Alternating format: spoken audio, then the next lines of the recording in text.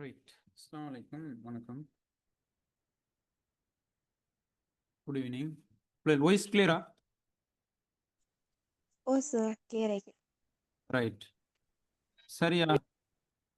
அப்போ நாங்கள் வந்து கிளாஸை ஸ்டார்ட் பண்ணுவோம். நேரத்தோடே நீங்கள் நிறைய பேர் சொல்லியிருந்தீங்க, நேரத்தோடே கிளாஸை வந்து கிளாஸ் சீக்கிரம்னு சொன்னால் நேரத்தோட இன்ஃபார்ம் பண்ணுங்க அப்படின்ற மாதிரி. அதுக்கு தான் நான் மார்னிங்கே உங்களுக்கு போட்டுட்டேன் கிளாஸ் சீக்கிரம்னு சொல்லி. ஸோ இதுக்கு மேலே நாங்கள் ஒன்றும் செய்ய இயலாது. ஜாயின் பண்ணினாங்களோ வச்சு நாங்கள் 5 பேரோ 4 பேரோ படிக்கக்கூடிய ஆட்கள் முக்கியமாக கவனம் எடுத்து அந்த மெசேஜில் பார்த்து நோட் பண்ணி இந்த டைமுக்கு கிளாஸுக்கு ஜாயின் பண்ணணும், டேட்டா போட்டு வச்சுக்கொள்ளணும், மற்றது நோட்ஸ் எல்லாம் எடுத்து வச்சுக்கொள்ளணும், தந்த பிடிஎஃப் பிரிண்ட் அடி வச்சுக்கொள்ளணும்னு சொல்லி ஆர்வத்தோட ஈக்கிறார்கள் வந்து கிளாஸில் உடனே ஜாயின் பண்ணிக்கிறீங்க. ரைட். அந்த அடிப்படையில் நாங்கள் என்ன செய்வோம் அப்படின்னு சொன்னால் அந்த கிளாஸை ஸ்டார்ட் பண்ணுவோம். யூனிட் 3 பார்ட் 2 கேள்விகள். பார்ட் 2 கேள்விகளை தான் நாங்கள் பார்க்க வேண்டியது, பார்த்து கொண்டு போவோம். ரைட். இப்போ 2024ஆம் ஆண்டு கடைசியாக வந்த பாஸ் பேப்பர்ன்ற கேள்வியை தான் நம்ம முதலாவது போட்டியில் 2024 வந்தது. முதலாவது கேள்வியை வாசிங்க. கேள்வி மான்சரை வாசிங்க.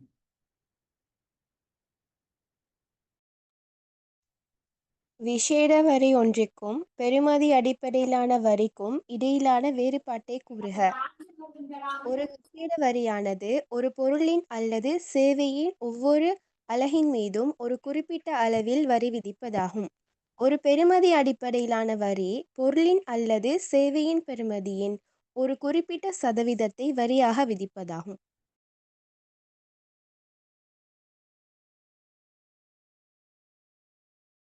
ரைட். இப்போ என்ன கேட்குறான்னு சொன்னா நல்லா விளங்கிக் கொள்ளணும். விசேட வரி ஒன்றிற்கும் பெறுமதி அடிப்படையிலான வரி ஒன்றிற்கும் இடையிலான வேறுபாடு என்ன அப்படின்னு சொல்லி போட்டு கேட்குறான். சரியா? அப்ப விசேட வரி அப்படின்னு சொன்னா என்னண்டா, ஒரு விசேட வரி அப்படின்றது ஒரு பொருள் அல்லது சேவைன்னு ஒவ்வொரு அலகின் மீதும் ஒரு குறிப்பிட்ட அளவில வரி விதிக்கிறது. விளைஞ்ச சொல்றது அப்படின்னு சொன்னா இப்ப நாங்க இப்ப வரி விதிக்கிற டைம் நாங்க பாக்குற மேலவல்ல வந்து நாங்க விரிவா பாக்குறது இந்த விசேட வரி சம்பந்தமாக தான் நாங்க என்ன செய்யறோம், அலகு வரிகள் அப்படின்னு சொல்றது. அலகு வரி அப்படின்னா ஒவ்வொரு அலகுகளுக்கும் வரி விதிக்கிறது. இப்ப உதாரணமா 5 ரூபாய் வரிய விதிக்கிறான் அப்படின்னு சொன்னா 5 ரூபாய் வரிய விதிக்கிறான் அப்படின்னு சொன்னா ஒரு அலகுக்கு 5 ரூபாய் வரி அப்படின்றது தான் இந்த விசேட வரி அப்படின்றது. நீங்க சொல்லுங்க பார்ப்போம். நீங்க சொல்லுங்க பார்ப்போம். 5 ரூபாய் வரிய விதிக்கிறான், அலகு வரிய விதிக்கிறான் அல்லது விசேட வரிய விதிக்கிறான் அப்படின்னு சொன்னா அப்ப 5 அலகுகளுக்கு எவ்வளவு வரி ஆயிக்கும்? 5 அலகுகளுக்கு எவ்வளவு வரி ஆயிக்கும்? 25 ரூபாய். 25 ரூபாய். அப்ப ஒரு அலகுக்கு 5 ரூபான்னு சொன்னா 5 அலகுக்கு என்ன? 5 தர 5 25 ரூபாய். 25 ரூபாய். இதைத்தான் நாங்க என்ன சொல்றோம் சிம்பிளா? விசேட வரி அப்படின்னு சொல்றோம். அந்த விசேட வரியை நாங்க எப்படி காட்டுறது அப்படின்னு சொன்னா உங்களுக்கு தெரியும், வந்து யூனிட் 3ல படிச்சுப்பீங்க தெளிவா. இந்த அடிப்படையில காட்டுறோம். அதாவது நிரம்பல் கோடு இடதுபுறம் நகர்றதின் மூலமா நாங்க என்ன செய்யறோம், விசேட வரியை நாங்க காட்டுறோம். விசேட வரியாக இருந்தாலுமோ அதே மாதிரி வந்து பெறுமதி அடிப்படையிலான சதவீத வரியாக இருந்தாலுமோ வந்து நாங்க இடப்புறம் நகர்ற மாதிரி தான் நாங்க காட்டுவோம். விளைஞ்சவங்களுக்கு சொல்றது நிரம்பல் கோடு இடப்புறம். ஆனால் என்ன விஷயம்னு சொன்னா இதுல வந்து சமாந்தரமாக நகரும். எதுல? அலகு வரி. விசேட வரியில. ஆனா பெறுமதி அடிப்படையிலான வரி அப்படின்றது சமாந்தரமா நகருமா? இல்ல. இல்ல. இதுதான் வித்தியாசம். இதுதான் வித்தியாசம். விளைஞ்சவங்க சொல்றது அதை வந்து நீங்க என்ன செய்யணும், தெளிவாக விளைவிக்கணும். ஒரு பெறுமதி அடிப்படையிலான வரி ஒரு பொருள்ட அல்லது சேவைண்ட பெறுமதிண்ட ஒரு குறிப்பிட்ட சதவீதம். உதாரணமா ஒரு பொருளோட பெறுமதி வந்து 1 லட்சம் ரூபாய் அப்படின்னு சொன்னா அவன் 10% வரியை வந்து விதிக்கிறான் அப்படின்னா எவ்வளவு வரியாக இருக்கும்? எவ்வளவு வரியாக இருக்கும்? 1 லட்சத்துக்கு 10% 10,000 ரூபாய். 10,000 ரூபாய்.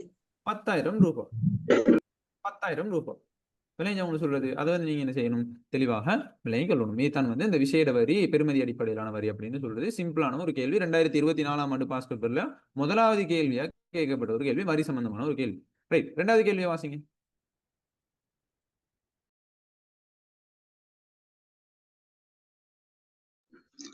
தாராள சந்தையொன்றில் வரியொன்றின் மூலமும் மானியமொன்றின் மூலமும் உருவாக்கப்படும் மீளமொழியா இழப்பை வரைபடங்களை பயன்படுத்தி காட்டுக. ஒரு வரியின் காரணமாக ஏற்படும் மீளமுடியா நலனிழப்பு ஒரு பண்டத்தின் மீது விதிக்கப்படும் வரியானது நுகர்வோர் செலுத்தும் விலையை அதிகரிப்பதுடன் உற்பத்தியாளர் பெறும் விலையை குறைக்கும். இதனால் நுகர்வோரும் உற்பத்தியாளரும் பரிமாற்றம் செய்யும் அளவை குறைக்க செய்து வினைத்திறன்மைக்கு இட்டு செல்லும்.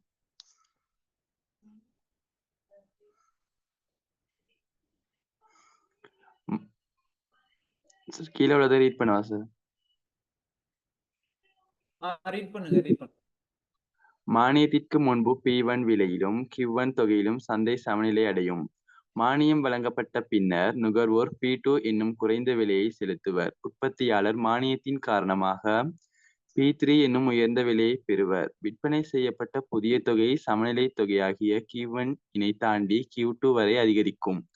ஆரம்ப சமநிலை தொகைக்கும் Q1 புதிய தொகை Q2 இடையிலான கேள்வி நிரம்பல் வலைகள் எல்லையிடப்பட்ட முக்கோண பிரதேசம் மானியத்தின் மீள முடியாத நலனிழப்பை பிரதிநிதித்துவப்படுத்தும்.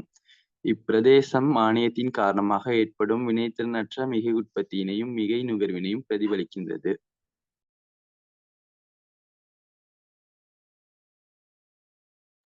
ரைட். முதலாவது கேள்வியை விளங்கிக் கொள்ளணும் என்று சொன்னால், ஒரு தாராள சந்தை ஒன்றுல வரியொன்றின் மூலமும் மானியம் ஒன்றின் மூலமும் உருவாக்கப்படுற மீள முடியாத நல இழப்பை வரைபடங்களை பயன்படுத்தி என்ன செய்யறதுன்னு சொன்னா வேற சொல்றான். ரைட், கொஞ்சம் வெயிட் பண்ணுங்க.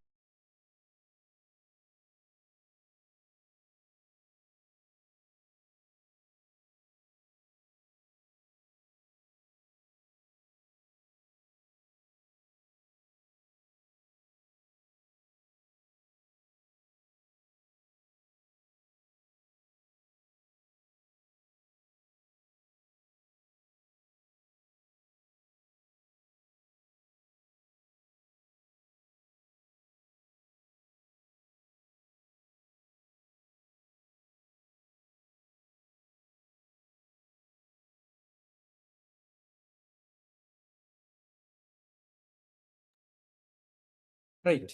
இப்ப என்ன கேள்வின்னு சொன்னா, தாராள சந்தை ஒன்றுல வரி ஒன்றின் மூலமும் மானியம் ஒன்றின் மூலமும் உருவாக்கப்படுகிற மீள முடியாத நல இழப்பை வரைபடங்களை பயன்படுத்தி விளக்கட்டும். சரியா? அப்போ முதலாவது நாங்க வரைஞ்சு காட்டுவோம். முதலாவது வரி ஒன்றின் மூலம் எப்படி மீள முடியாத நல இழப்பு ஏற்படுதுன்னு சொன்னா, இப்ப உதாரணமா பாருங்க. இது கேள்வி கோடு, இது நிரம்பல் கோடு. அப்ப வரி விதிச்சால் நிரம்பல் கோடோட தான் என்ன செய்ய போகுது அப்படின்னு சொன்னா தாக்கம் அடைய போகுது. விளைஞ்ச சொல்றது தொடர்பு பட போகுது. அப்ப நீங்க சொல்லுங்க பாப்போம், வரி விதிக்கிற டைம்ல நிரம்பல் கோடு வலதுபுறம் நகருமா இடதுபுறம் நகருமா? இடதுபுறம் நகர போகுது. அப்ப இடதுபுறம் நகர்ந்துச்சு அப்படின்னு சொன்னா விலை அதிகரிக்கிற டைம்ல கேள்வி தொகை என்ன நடக்க போகுது? குறைவடை. கேள்வி விதியின் அடிப்படையில விலை அதிகரிக்கிற டைம்ல கேள்வி தொகை குறைவடைய போகுது. சரியா? இந்த அளவு தான் என்னன்னு சொன்னா இந்த விலைக்கு பேர் என்ன? பிரைஸ் 1 சொல்லுவோம். இத சரியா? பிரைஸ் 2 சொல்லுவோமே. இது பிரைஸ் 1, இது பிரைஸ் 3. இந்த பிரைஸ் 2க்கு பேர் என்று சொன்னா நுகர்வாளனுக்கு கிடைக்கிற விலை. நுகர்வாளனுக்கு என்ன செய்யற விலை? கிடைக்கிற விலை. ஓ இல்லையா? அதே மாதிரி பிரைஸ் 3 நாங்க பிரைஸ் 3க்கு என்ன பேர் வைப்போம்? உற்பத்தியா சொல்லுங்க. நுகர்வோன் செலுத்தும் விலை. நுகர்வோன் செலுத்துற விலையா உற்பத்தியாளனுக்கு கிடைக்கிற விலையா? உற்பத்தியாளனுக்கு கிடைக்கிற விலை. நுகர்வோன் செலுத்துற விலை தான் என்ன சிலெக்ஷன்? இந்த P2 அப்படின்னு. சரி, கொஞ்சம் இருங்க. ரைட், கொஞ்சம் இருங்க. சின்ன மிஸ்டேக். சரி, முதலாவது வரி. அப்ப வரி விதிச்சால் நிரம்பல் கோடு என்ன நடக்க போகுது? இடதுபுறம் நகர போகுது.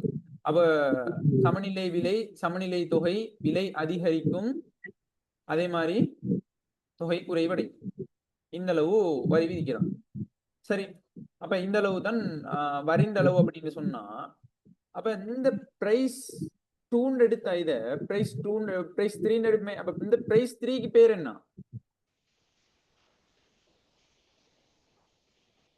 பிரைஸ் 3க்கு பேர் என்ன? நுகர்வாளர் நுகர்வாளனுக்கு செலுத்துற விதிக்கப்பட்ட விலை. நுகர்வாளன் செலுத்துற விலை. அப்ப உற்பத்தியாளனுக்கு கிடைக்கிற விலை அதுதான் சார் கீழே உள்ளது. கீழே இருக்கிற முக்கோணம். விலை இல்ல. கீழே இருக்கிற முக்கோணம். உற்பத்தியாளனுக்கு கிடைக்கிறது வந்து இந்த P2. விளைஞ்ச சொல்றது இது வந்து நாங்க மானியத்தின் அடிப்படையில் சொல்றேன். இது வரி விளைஞ்ச சொல்றது நிரம்பல் கோடு என்ன செய்யறது, இடதுபுறம் நகர்றது. சரியா? அப்ப நல்லா விளங்கிக் கொள்ளணும். இப்படி நிரம்பல் கோடு இடதுபுறம் நகர்றதின் மூலமா என்ன நடக்குதுன்னா விலை அதிகரிக்குது, கேள்வி தொகை குறைவடையுது.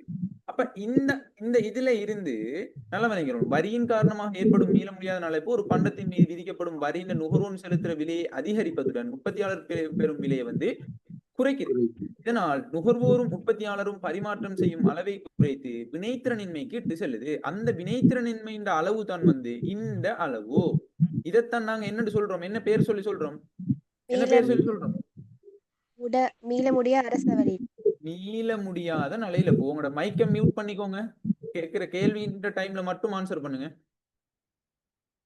சரியா? எக்ஸ்ட்ரா சவுண்ட் வருது. ரைட். அப்ப மீள முடியாத நல்ல இழப்பு அப்படின்றது. சரியா? இந்த பகுதி வரி விதிக்கிற டைம்ல அதைத்தான் வரைபடம் மூலம் வந்து விளக்கட்டும். ரெண்டாவது என்னன்னு சொன்னா மானியம். அப்ப மானியம் வழங்கினா நீங்க பாருங்க வரைபடம் வந்து எப்படி வரப்போகுது. வரைபடம் S1 கோடு, அதாவது நிரம்பல் கோடு அப்படின்றது வந்து வலதுபுறம் நகருமா இடதுபுறம் நகருமா? வலதுபுறம் நகர போகுது. விளைஞ்ச சொல்றது. அப்ப வலதுபுறம் நகர்ந்தா விலை வந்து நடக்கும், விலை குறைவடைய போகுது. தொகை வந்து நடக்க போகுது, அதிகரிக்க போகுது. சரியா? அப்ப நல்லா தெளிவாக விளங்கிக் கொள்ளணும். அப்ப விலை குறைவடைந்து தொகை அதிகரிக்கிற டைம்ல இந்த விலையை நாங்க என்னன்னு சொல்லுவோம்? உற்பத்தியாளனுக்கு கிடைக்கிற விலை. அதே மாதிரி இந்த விலையை நாங்க என்னன்னு சொல்லுவோம்? நுகர்வான் செலுத்தும் விலை. நுகர்வாளன் செலுத்துற விலை. அப்ப இந்த அளவை நாங்க என்னன்னு சொல்லுவோம்? மானியம் அப்படின்னு சொல்லுவோம். தெளிவாக அந்த வரைபடங்களை நீங்க என்ன செய்யணும், தெளிவாக விளங்கிக் கொள்ளணும். அப்ப இதுல மீள முடியாத நல இழப்பு அப்படின்றது வந்து எந்த பகுதின்னு சொன்னால் இந்த முக்கோண பகுதி. இந்த முக்கோண பகுதி தான் என்னன்னு சொன்னால் மீள முடியாத நல இழப்பு அப்படின்றது. சரியா? அப்ப மானியத்திற்கு முன்பு P1 விலையிலும் Q1 தொகையிலும் சந்தை சமநிலை அடையும். மானியம் வழங்கப்பட்ட பின்னர் நுகர்வோர் P2 எனும் குறைந்த விலையை செலுத்துவார். இந்த விலையை வந்து செலுத்துறாரு. உற்பத்தியாளர் மானியம் காரணமாக P3 என்ற விலையை வந்து என்ன செய்யறாரு, உயர்ந்த விலையை பெறுவார். விற்பனை செய்யப்பட்ட புதிய தொகை சமநிலை தொகையை Q1 தாண்டி Q2 ஆக வந்து என்ன செய்யுது, அதிகரிக்கும். ஆரம்ப சமநிலை தொகை Q1 Q2 இடையிலான கேள்வி நிரம்பல் வலைகளால் எல்லை இடப்பட்ட முக்கோண பிரதேசம். இந்த முக்கோண பிரதேசம் விளைஞ்ச சொல்றது இந்த ஆரம்பத்துல இருந்து இந்த ரெண்டாவது. சரியா? ஆரம்பத்துல இருந்து இங்க போற டைம்ல விளைஞ்சா அந்த விலையும் வந்து அந்த தொகையும் வந்து என்ன நடக்குதுன்னு சொன்னா Q1ல இருந்து Q2 ஆக அதிகரிக்குது. அப்ப இப்படி அதிகரிக்கிற டைம்ல இந்த முக்கோண பகுதியை தான் நாங்க என்னன்னு சொல்றோம்? மீள முடியாத நல இழப்பு. சரியோ? கிளியரா விளங்கிச்சோ? சரியா? சிம்பிளான விஷயம். அந்த நீங்க என்னன்னு சொன்னா சிம்பிளா நாங்க இதை வந்து தடமாறி கொண்டிருக்க தேவையில்லை. சின்ன ஒரு விஷயம், வரைபடத்தை போட்டாச்சு. அதுக்கு பிறகு நாங்க எங்களுக்கு இஷ்டப்படி எங்களுக்கு வந்து P1 P2ன்னு சொல்லி எங்களுக்கு பிரைஸை கொடுத்தாச்சு. அந்த பிரைஸின் அடிப்படையில் அந்த கொடுக்கப்பட்ட அந்த குறியீடுகளின் அடிப்படையில நாங்க விளக்கிட்டு வந்தா சரி. சிம்பிளான ஒரு விஷயம். சரியா? கிளியரா விளங்கினா? சரி. ரைட். மூணாவது கேள்வி வாசிங்க. உச்சவிலை நிர்ணயமானது நுகர்வோர் மிகை, உற்பத்தியாளன் மிகை மற்றும் முழு பொருளாதார நலன் என்பவை மீது ஏற்படுத்தும் தாக்க விளைவை பகுப்பாய்வு செய்க. நுகர்வோர் மிகையின் மீது ஏற்படுத்தும் விளைவோ உச்ச விலையானது சமநிலை விலைக்கு கீழாக நிர்ணயிக்கப்படும் போது அது நுகர்வோர் பொருளை குறைந்த விலையில் கொள்வனவு செய்ய அனுமதிக்கும். இது நுகர்வோர் மிகையை அதிகரிக்கும். எவ்வாறாயினும் ஒரு விலை உச்சவரம்பு நிரம்பல் தொகையை விட கேள்வி தொகையை அதிகரிக்க செய்வதனால் வழமையாக பற்றாக்குறையை ஏற்படுத்தும். அதாவது சமநிலை விலையை செலுத்த விரும்பும் சில நுகர்வோர்கள் அப்பொருளை அறவே பெற முடியாத நிலை ஏற்படும். இதனால் அவர்கள் நுகர்வோர் மிகை குறைவடையும். உற்பத்தியாளன் மிகையின் மீதான தாக்கம். உச்ச விலையானது சமநிலை விலைக்கு கீழே நிர்ணயிக்கப்படும் போது அது பின்வரும் காரணங்களால் உற்பத்தியாளர் மிகையை குறைவடைய செய்யும். குறைந்த வருமான மட்டம். உற்பத்தியாளர்கள் தாராள சந்தையில் நிலவும் விலையை விட குறைந்த விலையில் பொருளை விற்க நிர்பந்திக்கப்படுவதால் அவர்களது விற்பனை வருவாய்களுக்கும் லாப விகிதங்களும் குறைவடையும்.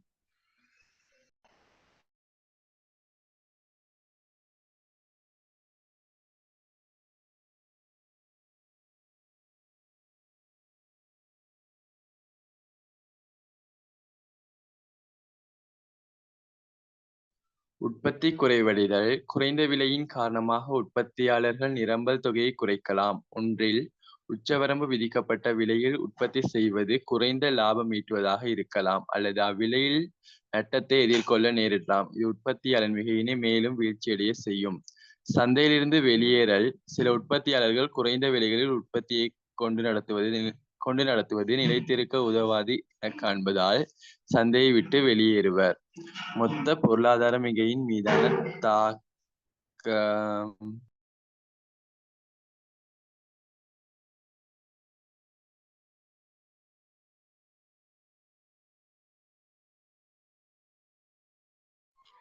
மொத்த பொருளாதார மிகையின் மீதான தாக்கம். பொதுவான சந்தை நிலைமைகளின் கீழ் விலை உச்சவரம்புகள் நுகர்வோர் மிகையை அதிகரிக்க செய்யும். நுகர்வோர் சந்தை விலையை விட குறைவான விலைகளில் கொள்வனவு செய்ய முடிவது இதற்கு காரணமாகும். ஆனால் கேள்வியானது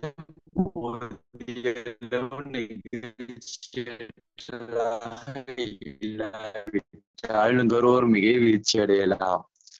குறைந்த விலையில் வர்த்தகத்தின் தொகையாகிய பருமன் குறைவடைவதால் உற்பத்தியாளர் மிகை வீழ்ச்சியடையும். ஒரு விலை உச்சவரம்பு விலையானது சமநிலை மட்டத்தை அடைய விடாது தடுப்பதால் தொகை குறைவடையும். அதே வேலைப்பாட்டின்மையை ஏற்படுத்தும். இது நலனிழப்பை ஏற்படுத்தும். கேள்விகளுடன் ஒப்பிடும் இடத்து மீள முடியாத நலனிழப்புக்கு இட்டு செல்லுவது மட்டுமன்றி விலை தவிர்ந்த ஏனைய பங்கீட்டு முறைகளுக்கும் நீண்ட வரிகள், கருப்பு சந்தைகள் இட்டு செல்வதால் மொத்த நலன் மேலும் வீழ்ச்சியடையும். ரைட், இதுதான் இசை கொஸ்டின் அப்படின்றது. சரியா எழுதி கொண்டே போகணும். சரி, எங்களோட மெயின் டாபிக் இது எப்படி தாக்கத்தை ஏற்படுத்துது அப்படின்றத நாங்க விளங்கி வச்சு கொண்டா அதன் அடிப்படையில நாங்க என்ன செய்யணும்னு சொன்னா எங்களுக்கு ஆன்சரை எழுதி கொள்ள இயலும். சரியா, பொருளியல்ட மொழி நடையில. இப்ப என்ன கேள்வி, நாங்க எப்படி ஆன்சர் எழுத போறோம்? முதலாவது என்ன கேட்கிறான், உச்ச விலை நிர்ணயமானது நுகர்வோன் மிகை, உற்பத்தியாளன் மிகை மற்றும் முழு பொருளாதார நலன் என்பவற்றின் மீது ஏற்படுத்துற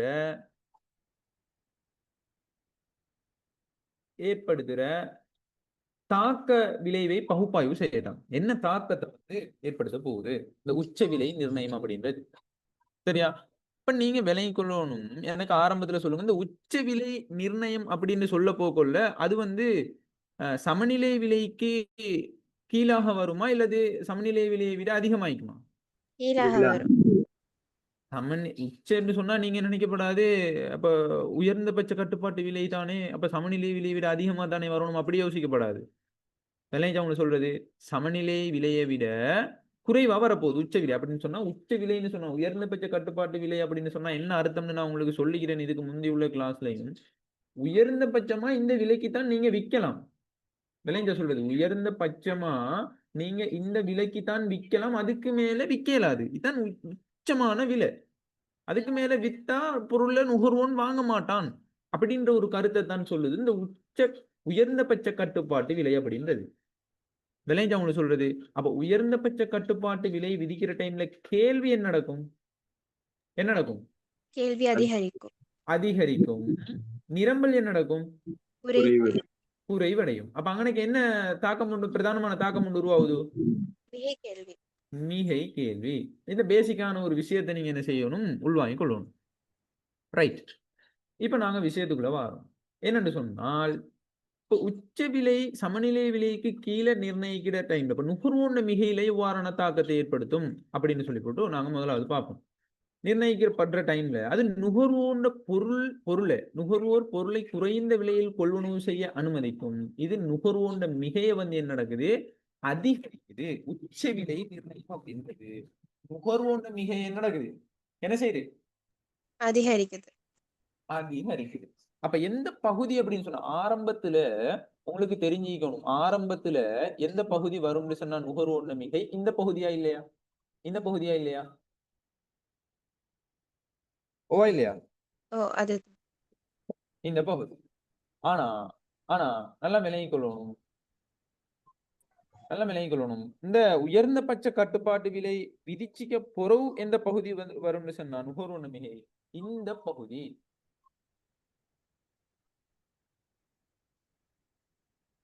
விளங்கிச்சா இந்த பகுதி, ஓ சார். இந்த பகுதி. இதுதான் வந்து என்னன்னு சொன்னால் உயர்ந்த பட்ச கட்டுப்பாட்டு விலைக்கு புறவு உள்ள நுகர்வோண்ட மிகை. அப்ப நுகர்வோண்ட மிகைக்கு என்ன தாக்கம் ஏற்படுது, நுகர்வோண்ட மிகைக்கு என்ன தாக்கம் ஏற்படுது, அதிகரிப்பு. நுகர்வோண்ட மிகை அதிகரிக்குது. சரியா, அதை வந்து நீங்க என்ன செய்யணும், தெளிவாக விளங்கிக்கொள்ளணும். அப்ப என்ன காரணம் நுகர்வோண்ட மிகை அதிகரிக்குது, ஓகே, அதுக்கான பேசிக்கான விஷயத்தை நாங்க குறிப்பிடணும். என்ன, உச்ச விலையானது சமநிலை விலைக்கு கீழே நிர்ணயிக்கப்படுற டைம்ல நுகர்வோன் வந்து பொருளை குறைந்த விலையில கொள்வனவு செய்ய போறான். அப்ப குறைந்த விலையில கொள்வனவு செய்யற டைம்ல, கொள்வனவு செய்ய அதிகரிக்கிற டைம்ல, அனுமதிக்கிற டைம்ல அந்த நுகர்வோன் மிகை வந்து என்ன நடக்க போகுதுன்னு சொன்னா அதிகரிக்க போகுது. நுகர்வோன் மிகை என்ன நடக்கும், அதிகரிக்கும். அதிகரிக்கும். சரியா, ரைட். எவ்வாறாயினும் ஒரு விலை உச்சவரம்பு நிரம்பல் தொகையை விட கேள்வி தொகை அதிகரிக்க செய்வதனால வளமையாக பற்றாக்குறை ஏற்படுத்தும். அப்ப பற்றாக்குறை ஏற்படுத்துன்னு சொன்னா என்னத்தை வந்து அவன் வந்து மறைமுகமா சொல்ல வாரான், என்னது சொல்ல வாரான், மிகை கேள்வி. மிகை புரியல கேள்வி. விளைஞ்ச அவங்க சொல்றது இதைத்தான் அவன் மறைமுகமா சொல்ல வாரான். என்னது, சார். அதுக்கு ஆம். குறை நிரம்பலும் சொல்லலும் திரை பற்றாக்குறைன்ற கொலை. ஓகே, குறை நிரம்பல்னு சொல்லலாம். விளைஞ்ச சொல்லுது. ஏன்னா நிரம்பல் குறைவடையுது தானே. அப்ப நிரம்பல் குறைவடைகிறதால கேள்வி அதிகரிக்கிறதால தானே எனக்கு மிகை கேள்வி ஒன்று உருவாகுது, ஓவா இல்லையா? ஓ ஓ, அதால பற்றாக்குறையை ஏற்படுத்தும். அதாவது சமநிலை விலையை செலுத்த விரும்பும் சில நுகர்வோர்கள் அப்பொருளை அறவே பெற முடியாத நிலை ஏற்படும். இதனால் நுகர்வோண்ட மிகை வந்து நடக்க போகுதா குறைவடையும். எப்படியான சந்தர்ப்பத்துல நுகர்வோன் அப்பொருளை அறவே பெற முடியாத நிலை ஏற்பட்டுச்சுன்னு சொன்னான். விளைஞ்ச அவங்க சொல்றது ஓ இந்த நோட்டையும் கட்டாயமா கொடுக்கணும். நுகர்வோண்ட மிகை வந்து அதிகரிக்கும், ஓகே, ஆனா எப்படியான டைம்ல குறைவடையும்னு சொல்லி நோட்டை கொடுக்கணும் கட்டாயம். அப்பதான் உங்களுக்கு முழுமையான மார்க்ஸ் அங்கனே கிடைக்க பெறும். எப்படியான நேரத்துல அது வந்து நுகர்வோண்ட மிகை குறைவடையும் சொல்லுங்க பாப்போம். அந்த பற்றாக்குறை ஒன்று ஏற்படும் போது. பற்றாக்குறையுண்டு ஏற்படும் போதுன்னு மட்டும் கொடுத்தா போதாது. பற்றாக்குறையுண்டு ஏற்பட்டு அந்த பற்றாக்குறையின் காரணமாக நுகர்வோன் வந்து அறவே அந்த பொருளை வாங்க இயலாத நிலைமைக்கு வந்துட்டாங்கண்டா. அப்படி வந்தாங்கண்டா தான் என்ன நடக்க போகுது, நுகர்வோன் மிகை குறைவடையும். இந்த நோட்டை நீங்க கொடுக்கலாட்டி உங்களுக்கு மார்க்ஸ் கிடைக்கும், முழுமையான மார்க்ஸ் கிடைக்காது. சரியா, அதை வந்து நீங்க என்ன செய்யணும்னு சொன்னா தெளிவாக விளங்கி கொள்ளணும். சரியா, ரைட். இப்ப நாங்க அடுத்ததாக வாரம் உற்பத்தியாளர் மிகைக்குள்ள வாரம். உற்பத்தியாளர் மிகையின் தாக்கத்துக்குள்ள வாரம் இந்த உயர்ந்த பட்ச கட்டுப்பாட்டு விலை. அப்ப உச்ச விலையானது சமநிலை விலைக்கு கீழே நிர்ணயிக்கப்படும் போது அது பின்வரும் காரணங்களால உற்பத்தியாளர் மிகையை வந்து குறைவடைய செய்ய போகுது.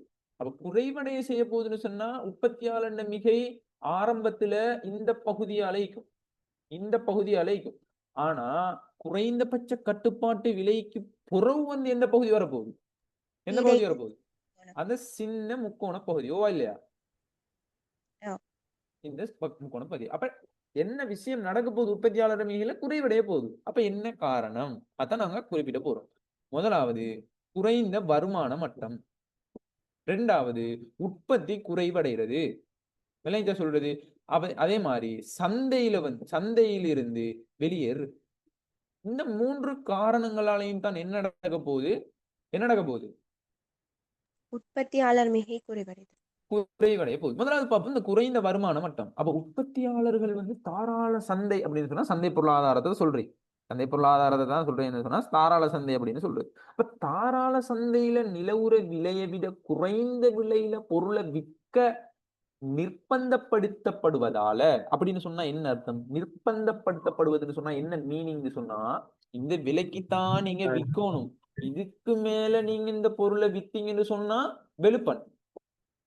விளைஞ்ச சொல்றது, இதுக்கு மேல இந்த பொருளை வந்து விலை கூட்டி விச்சீங்கன்னு சொன்னா வெளுப்பன் அப்படின்னு சொல்றது தான். என்னன்னு சொன்னா இந்த நிர்பந்தப்படுத்தப்படுவது அப்படின்னு சொல்றது. அப்படின்னு இல்ல, நிர்பந்தப்படுத்தப்படுவதுன்னா ரைட், இதான் இந்த விலைக்கு தான் விற்கணும், இதுக்கு மேல நீங்க என்ன செய்யாதீங்க, விற்காதீங்க, சரியா, அடிச்சு போடுவேன், சரி அப்படின்னு சொல்றது தான். என்னன்னு சொன்னா இந்த குறைந்தபட்ச கட்டுப்பாட்டு விலை.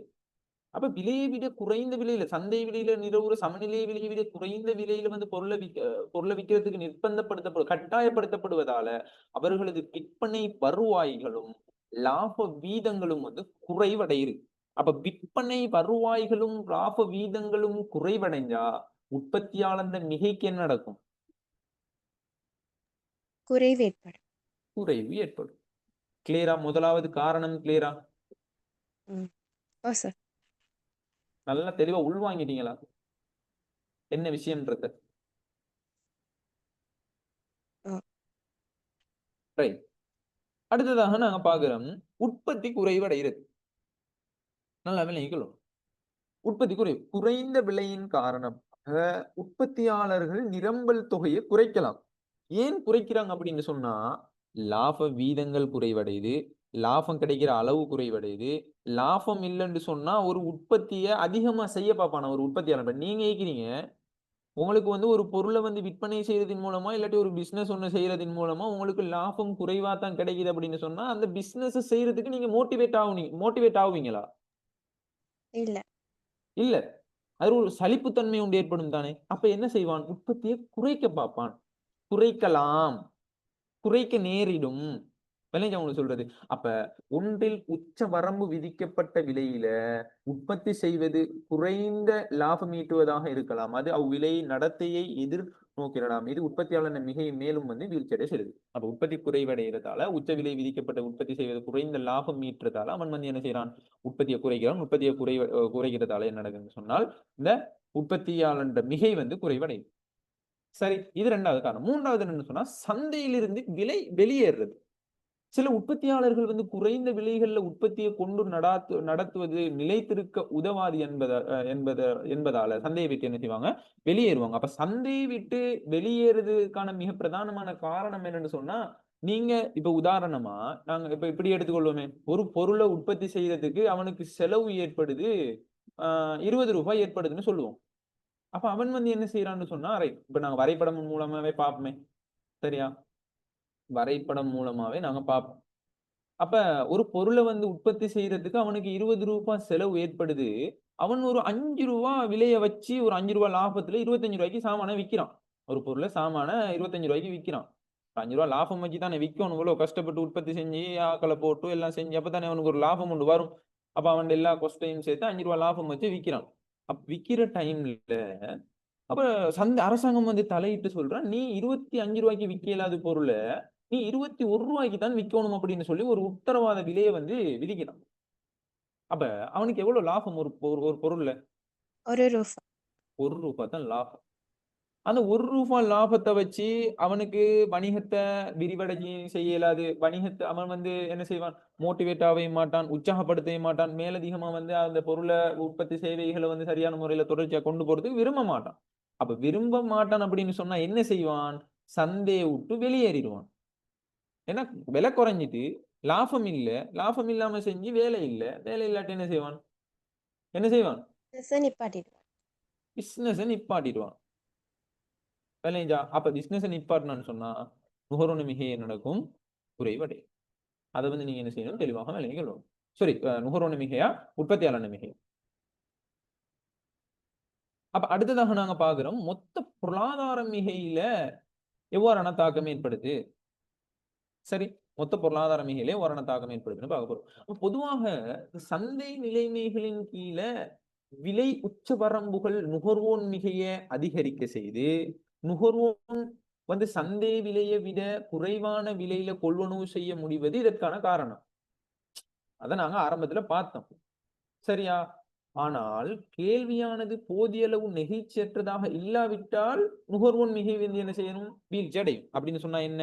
கேள்வி அந்த கேள்விய சரியான முறையில பூர்த்தி செய்ய இயலாத ஒரு நிலை, அந்த பொருள் கிடைக்காத ஒரு நிலைக்கு தள்ளப்படுறான் நுகர்வோன். அப்படியான டைம்ல என்ன நடக்குது? நுகர்வோன் மிகை வீழ்ச்சி அடையும். இதான் நாங்க அந்த நோட்ல பார்த்தோம். இந்த நோட்ல பார்த்தோமா இல்லையா? ஒரு விலை உச்சவரம் நிர்ம தொகை விட கேள்வி தொகை அதிகரித்தால் வளமையாக பற்றாக்குறை ஏற்படுத்தும். அதாவது சமநிலை விலையை செலுத்த விரும்பும் சில நுகர்வோர்கள் அப்பொருளை அறவே பெற முடியாத நிலை ஏற்பட்டுச்சுன்னு சொன்னா நுகர்வோன் மிகை என்ன நடக்கும்?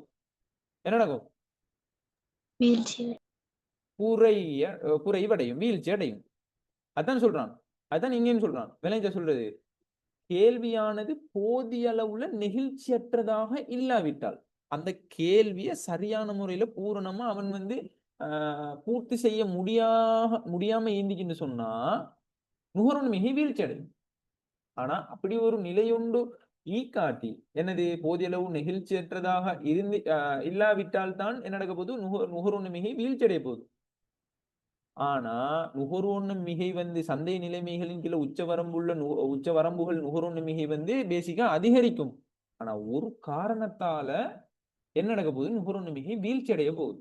இந்த நோட்டை யான் திருப்பி உங்கள்ட்ட நான் சொல்றேன் அப்படின்னு சொன்னா அந்த நோட்டை கொடுக்காம நீங்க ஒரு விஷயத்தை விளக்கப்படுத்த போனீங்கன்னு சொன்னா அந்த விஷயத்தை இந்த நுகர்வோன் மிகையை நீங்க விளக்கப்படுத்தீங்கன்னு சொன்னா அதுக்கான மார்க்ஸ் உங்களுக்கு கிடைக்காது. எப்படியான டைம்ல குறைவடையும், எப்படியான டைம்ல அதிகரிக்கும் அப்படின்றத நீங்க தெளிவா விளங்கிக்கணும். குறைவடைகிறதுக்கான ரீசனை விளங்கிக்கணும். என்ன ரீசனுக்காக குறைவடையுது நீங்க சொல்லுங்க பாவம். என்ன ரீசன்? பொருள் பற்றாக்குறை ஏற்பட்டு சிம்பிளான விஷயம். பொருள் பற்றாக்குறை ஏற்பட்டு அந்த பொருள் அந்த நுகர்வோன் பெற முடியாத நிலைமைக்கு அந்த பொருளை பெற முடியாத நிலைமைக்கு தள்ளப்பட்டான் அப்படின்னு சொன்னான். கிளியரா விளங்கினா? ரைட், சரியா? அப்ப நாங்க இதை மாதிரி பார்த்தோம். அப்ப நுகர்வுமே வீழ்ச்சிடும். அப்ப குறைந்த விலையில் வர்த்தகத்தின் தொகையாகிய பருமன் குறைவடைவதால உற்பத்தியாளர் மிகை என்ன நடக்க போகுது? வீழ்ச்சி அடைய போகுது. உற்பத்தியாளர் மிகையும் வீழ்ச்சி அடையும். ஒரு விலை உச்சவரம்பு விலையானது சமநிலை மட்டத்தை அடைய விடாது தடுப்பதால சந்தையில வினைத்திறனின்மை ஏற்படுத்தும். நிரம்பல் செய்யப்படும் தொகை குறைவடையும். அதே வேளை கேள்வி தொகை அதிகரிக்கும். இவை இரண்டிற்கும் இடையிலான ஒரு பொருத்தப்பாட்டின்மையை ஏற்படுத்துது. விளைஞ்ச சொல்றது. அப்ப அங்கனைக்கு என்ன ஏற்படுது?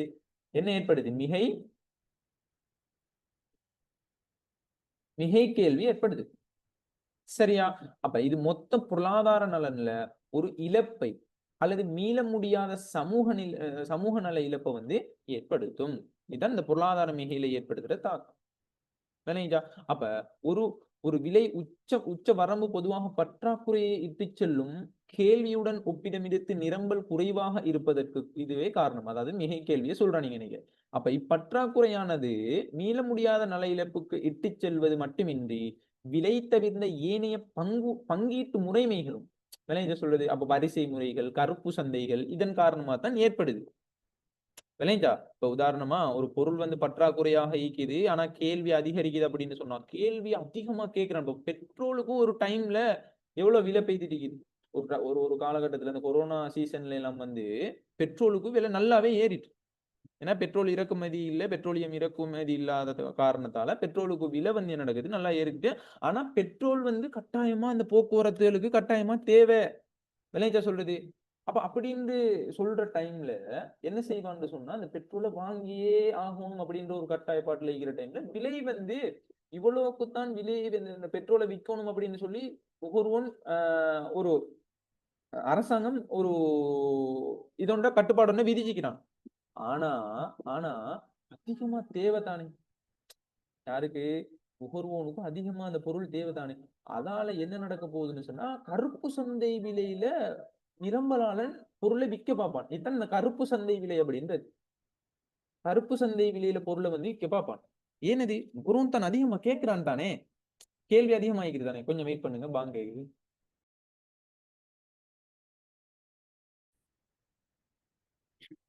சரி, அப்ப நல்லா விலையை கொள்ளணும். இந்த கருப்பு சந்தை விலை அப்படின்னு சொன்னா என்ன, ஏன் ஏற்படுது அப்படின்னு சொன்னால் தெளிவாக விலையை கொள்ளணும்.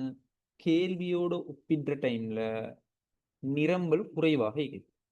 அப்ப எனக்கு என்ன, மிகை கேள்வி ஏற்படுகின்ற காரணத்தால கருப்பு சந்தை விலையாய்க்கலாம், வரிசை முறைகள் ஆயிக்கலாம், இதெல்லாம் ஏற்படுது. சம்டைம் எம்சிக்யூலுக்கும் வந்து செக் பண்றதுக்கான சான்சஸ் இருக்கு. சரி, அதால மொத்த நலன் மேலும் வந்து நடக்க போகுது, வீழ்ச்சி அடைய போகுது. ஸோ சமூக நல மீள முடியாத நல இழப்பு, சமூக நல இழப்பு வந்து ஏற்படுத்தும். கிளியரா விளங்கினா? இது கிளியரா விளங்கினா?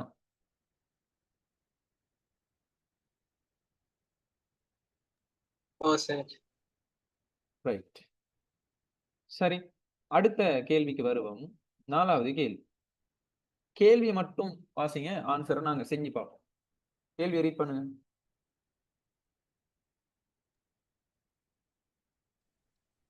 பசும்பாலுக்கான சந்தை கேள்வி தொழிற்பாடு Q சமன் 280/2p ஆகவும், சந்தை நிரம்பல் தொழிற்பாடு QS சமன் மறை 220 சக 3p ஆகவும் உள்ளதென கொள்க. தொகை மில்லியன் லீட்டரிலும் விலை ரூபாவிலும் தரப்பட்டுள்ளன. முதலாவது கேள்வி, சமநிலை விலையும் சமநிலை தொகையும் யாவை? இரண்டாவது கேள்வி, ஆட்பண்ணையாளர் உற்பத்தி செய்யும் ஒவ்வொரு பால் லீட்டருக்கும் ரூபாய் 10 மானியம் வழங்கப்பட்டுள்ளதாக கொள்க. புதிய சமநிலை விலை மற்றும் சமநிலை தொகை யாவை? மூன்றாவது கேள்வி, இந்நிலையின் கீழ் முழு மானியத்தின் அளவும் ஆட்பண்ணையாளருக்கு கிடைக்குமா? கிடைக்காதாயின் ஆட்பண்ணையாளருக்கு உண்மையில் மொத்த மானியத்தில் கிடைக்கும் சதவீதம் யாது?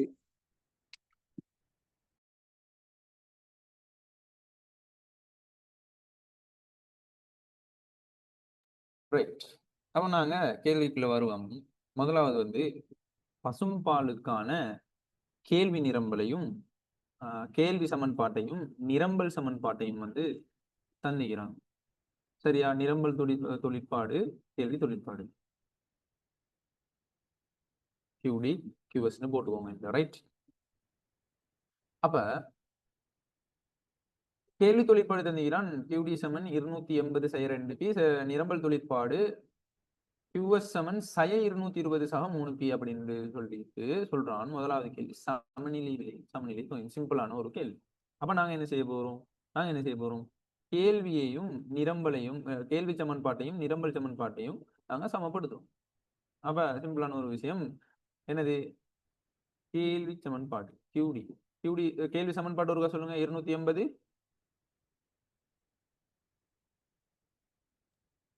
280/2p 2p சமன் நிரம்பல் சமன்பாடு 220 220 சக 3p.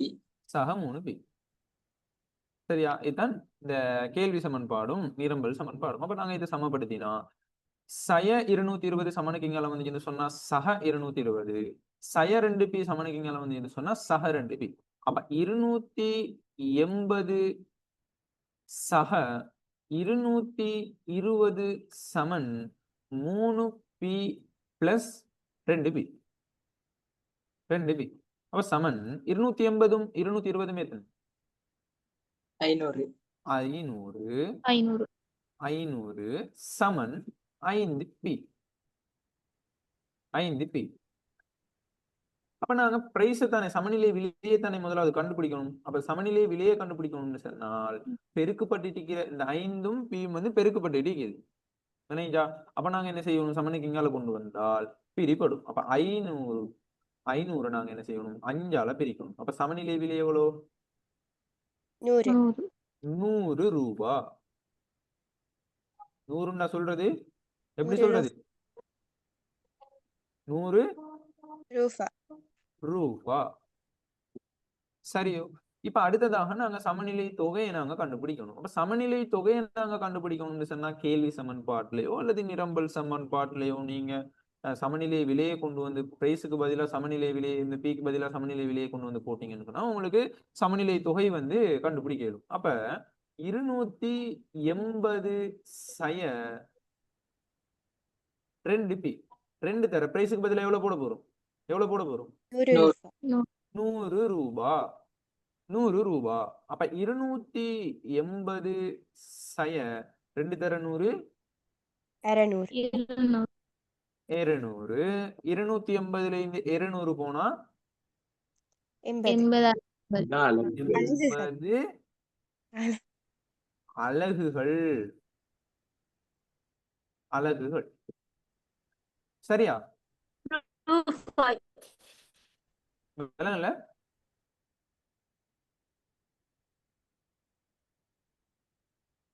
Sir கேள்வியின்படி litre million litre ரெண்டு போடணும் அப்படி இல்லையா? ரைட். மில்லியன் லிட்டர் போட்டாலும் சரிதான். மில்லியன் லிட்டர்னு போட்டாலும் சரிதான். பிழை உண்டு இல்ல. போடு. சரிதானே?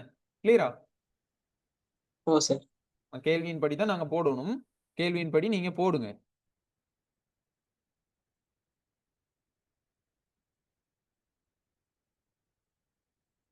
ரைட். சரியா? அப்ப நாங்க விஷயத்துக்குள்ள வருவோம். எங்க வரப்போறோம்? விஷயத்துக்குள்ள வரப்போறோம். இப்ப சமநிலை விலையும் சமநிலை தொகையும் எப்படி கண்டுபிடிக்கிறீன்னு விளங்கிட்டா? விளங்கிட்டா இல்ல? ஓ சார். விளங்கிச்சு. ஓ சார். அடுத்தவர்களுக்கெல்லாம் விலங்கல்லையா இல்லாட்டி என்ன விஷயம்? அஸ்கர், அஸ்வினி, கயனி, அஸ்கர்லாம் வந்து பேசுறதும் இல்ல அன்மியூட் பண்ணி. விளங்கிடுச்சு சார். ஐபோன், லித்திஷ், மரியம், பிரசன்னா, சிம்ரா, வனிதா, சிம்ராவெல்லாம் ஆன்சர் பண்ணுவீங்க குயிக்கா. இப்ப எங்க சஹலா, வினுஜா, what about?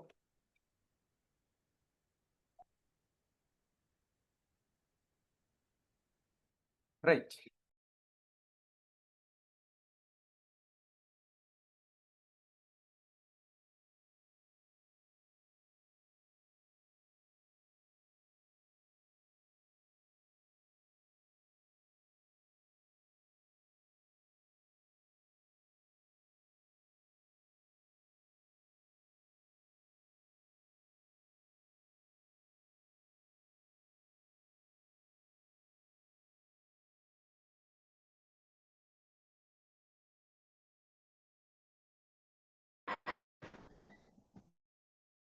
சரி. சரியா? ரெண்டாவது கேள்வி.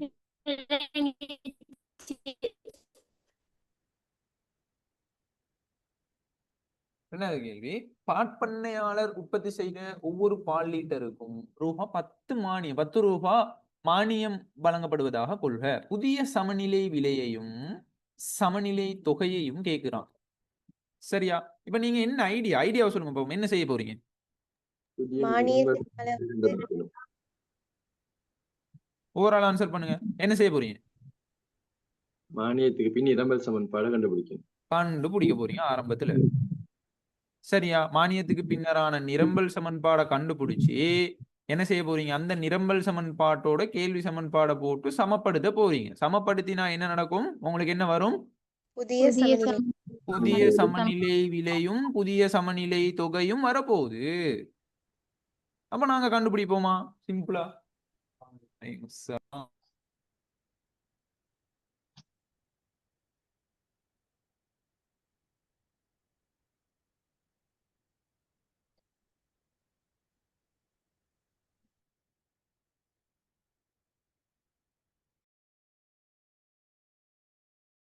ரைட். சரியா? அப்ப நாங்க என்ன செய்ய போறோம்? புதிய நிரம்பல் சமன்பாட்டை உருவாக்க போறோம். அப்ப புதிய நிரம்பல் சமன்பாடு என்ன செய்ய போறோம்? நிரம்பல் சமன்பாட்டோட QS சமன் 220 பிளஸ் 3P அப்படின்னு சொன்னா அந்த பிரைஸோட நாங்க மானியத்தை கூட்டுவோமா கழிப்போமா? கூட்ட போறோம். அப்ப மானியம் எவ்வளோ? 10 ரூபா. 10 ரூபா. 10ன்னு சும்மா மொட்டையா சொல்லப்படாது. 10 ரூபா. சரியா? ரைட். இப்ப நாங்க என்ன செய்ய போறோம்? புதிய நிரம்பல் சமன்பாடை உருவாக்க போறோம். அப்ப சய 220 அப்படியே வரும். 3 தரப்பி 3p சய 220 பிளஸ் 3 தரப்பி 3p பிளஸ் நாங்க என்ன செய்வோம்? 3 தர 10 30. 30 மைனஸ் 220 பிளஸ் 30 பிளஸ் 30 எத்தனை? Minus minus 190. 190. Minus 190 plus 3p 3. சரியா? இது தான் வந்து புதிய நிரம்பல் சமன்பாடு. QS1 வச்சுக்கொள்ளுங்களேன். புதிய நிரம்பல் சமன்பாடு, அதாவது மானியம் வழங்கப்பட்ட பிறகு வந்து இருக்கிற நிரம்பல் சமன்பாடு. இந்த நிரம்பல் சமன்பாட்டையும் அந்த கேள்வி சமன்பாட்டையும் நாங்க என்ன செய்ய போறோம்? சமப்படுத்த போறோம். அப்ப சய 190 பிளஸ் 3p சமன் எங்களோட கேள்வி சமன்பாடு சொல்லுங்க. 280 சய மைனஸ் 2p. 2. சரியா? அப்ப 190 சமனுக்கு இங்கால வந்து சொன்னா மைனஸ் 190 பிளஸ் 190 மாறும். மைனஸ் 2p சமனுக்கு இங்கால போச்சுன்னு சொன்னா பிளஸ் 2p மாறும். அப்ப 280 பிளஸ் 190 சமன் 3p பிளஸ் 2p. சரியா? அப்ப 280 190 எத்தனை? 470 3pயும் 2pயும் 5. 5p.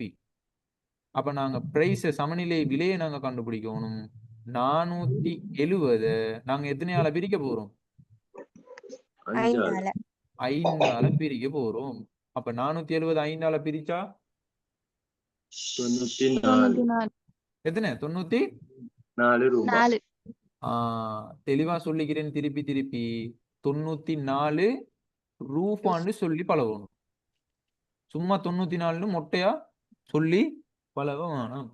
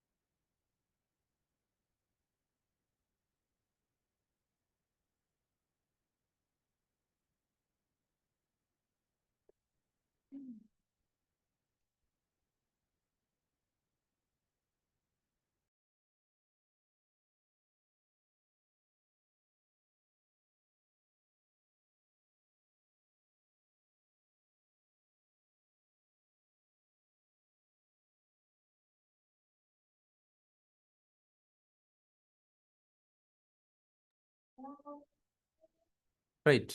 இப்ப நாங்க என்ன செய்ய போறோம்? புதிய சமநிலை தொகையை நாங்க கண்டுபிடிக்க போறோம். சரியா? புதிய சமநிலை தொகை வந்து எங்கட புதிய நிரம்பல் சமன்பாடு என்ன? சய 190 சக 3p. 3p. பிரைஸுக்கு பதிலா நாங்க எவ்வளவு போட போறோம்? 94 ரூபாய். 94. அப்ப 3 தர 94 282. 282. 282ல இருந்து 190 போனால் 92. எத்தனை? 92. 92 நான் சொல்றது என்ன அலகு. சொல்லுவோம்? அலகுகள்னு சொல்றதா இல்லாட்டி மில்லி லிட்டர். லிட்டர். சரியா? ரைட். இப்ப இது ஓகே. ரெண்டாவது கேள்வியும் ஓகே. சரியா? சமநிலை விலை சமநிலை தொகை அதுவும் ஓகே. இப்ப மூணாவது கேள்விக்குள்ள வாரம். மூணாவது கேள்வி என்ன கேட்கிறான்? இந்த நிலைமையின் கீழ் முழு மானியத்தின் அளவும் பாட்பண்ணையாளருக்கு கிடைக்காதாயின் பாட்பண்ணையாளருக்கு உண்மையில் மொத்த மானியத்தில் கிடைக்கும் சதவீதம் யாது அப்படின்னு சொல்லிட்டு கேட்கிறான். அப்ப மொத்த மானியத்துல கிடைக்கிற சதவீதம் என்னன்னு கேட்கிறான். அப்ப முழு மானியத்தின் அளவும் பாட்பண்ணையாளருக்கா கிடைக்கும். கிடைக்காது அப்படின்னு சொன்னா பாட்பண்ணையாளருக்கு உண்மையில மொத்த மானியத்துல கிடைக்கிற சதவீதம் என்ன அப்படின்னு சொல்லி கேட்கிறான். அப்ப நல்லா விளங்கிக்கொள்ளணும்.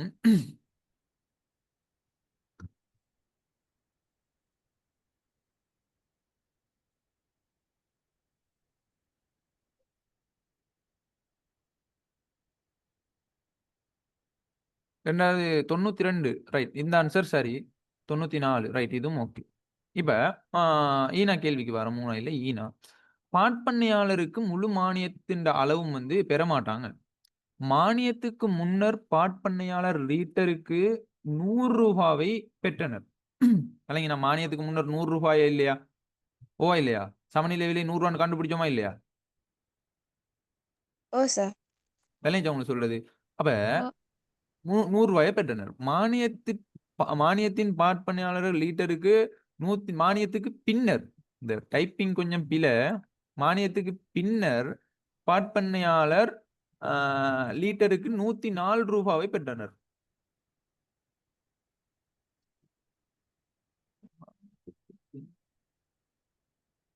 ரைட். மானியத்துக்கு பின்னர் 104 ரூபா. 104 ரூபான்னு சொன்னா என்ன? இந்த 94 ஆரம்பத்தில் இருக்கிற புதிய சமநிலை விலை 10 ரூபாய் மானியம் வழங்குறான். அப்ப எவ்வளவு பெறான் பாட்பண்ணையாளர் லீட்டருக்கு? 104 ரூபா. இப்ப பாருங்க, வரைபடத்தின் உள்ள சிம்பிளா காட்டணும் உங்களுக்கு. இது கேள்வி கோடு.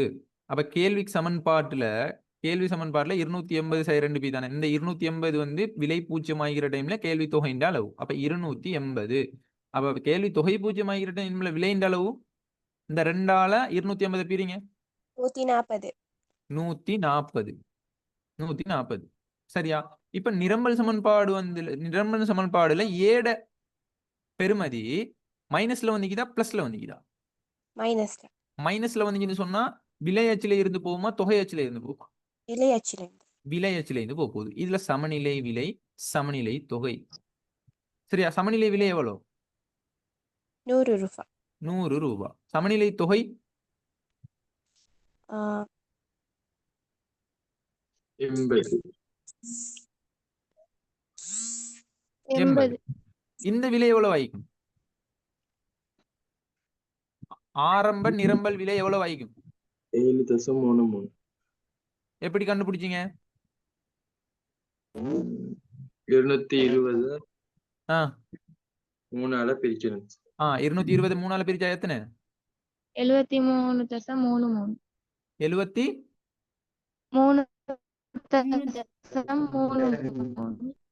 73.3 தானே? ரைட். இப்ப மானியம் வழங்கணும் அப்படின்னு சொன்னா நிரம்பல் கோடு வலப்புறம் நகரப்போகுது. சரியா?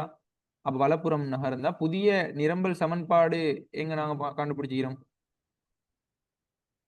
புதிய நிரம்பல் சமன்பாடு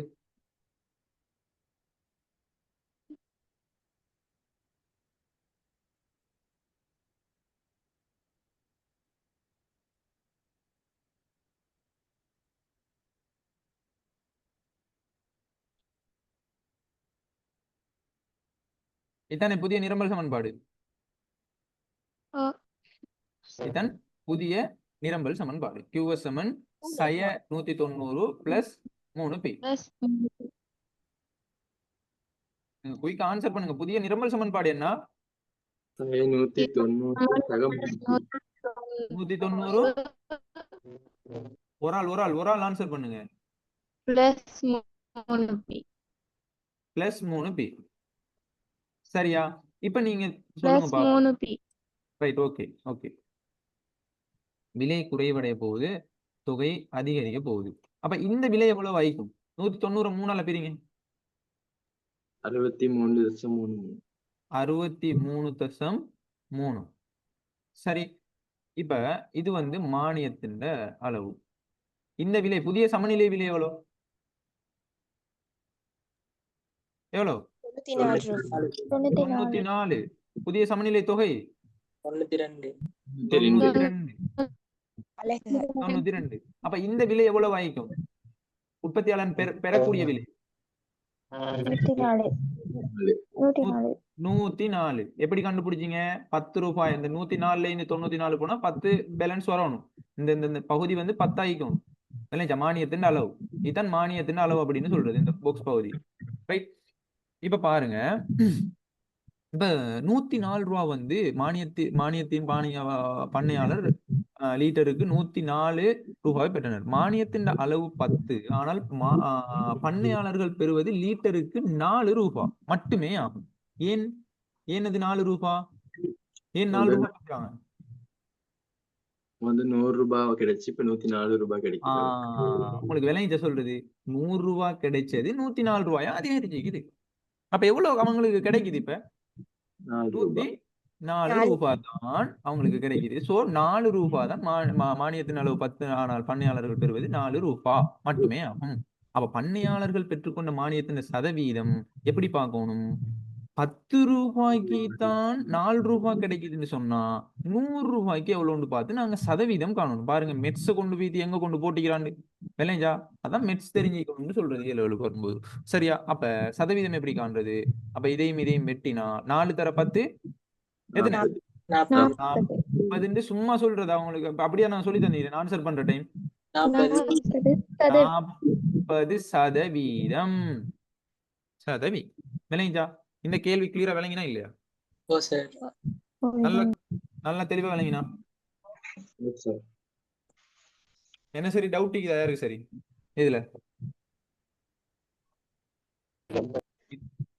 இதுல என்ன சரி? யாருக்கு சரி? டவுட் இருக்குதா? இல்ல சார். ஷுவர்? ஓ சார்.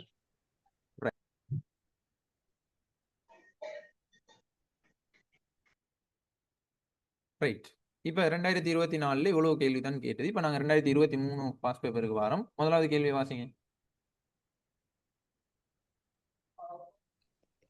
எத்தகைய சூழ்நிலையில் ஒரு பொருளின் மீதான அலகு வரியானது சந்தை விலை மற்றும் கொள்வனவு செய்யப்படும் தொகை ஆகிய இரண்டிலும் மாற்றத்தை ஏற்படுத்தாது இருக்கும்? உமது விடையை ஒரு வரைபடத்தை பயன்படுத்தி விளக்குக.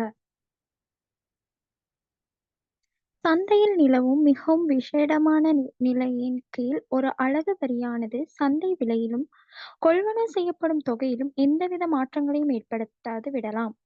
நிரம்பல் பூரண நெகிழ்வற்றதாக உள்ள போது மொத்த வரி சுமையையும் விற்பனையாளர் சுமக்க நேரிடும். சந்தை விலையும் கேள்வி தொகையும் மாற்றமின்றி காணப்படும் வரியானதை விற்பனையாளர் பெரும் விலையினை குறைக்கும்.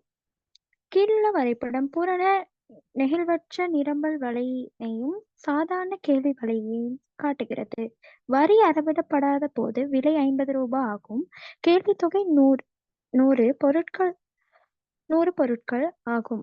5 ரூபாய் வரி விதித்தால் நிரம்பல் வலையில் மாற்றம் இருக்காது. ஆனால் நிரம்பலாளர் பெறும் விலை 45 குறைவடையும். வரியானது நிரம்பலாளர் பெறும் விலையை குறைக்கும். வரி முழுதும் நிரம்பலாளர் செலுத்துவர்.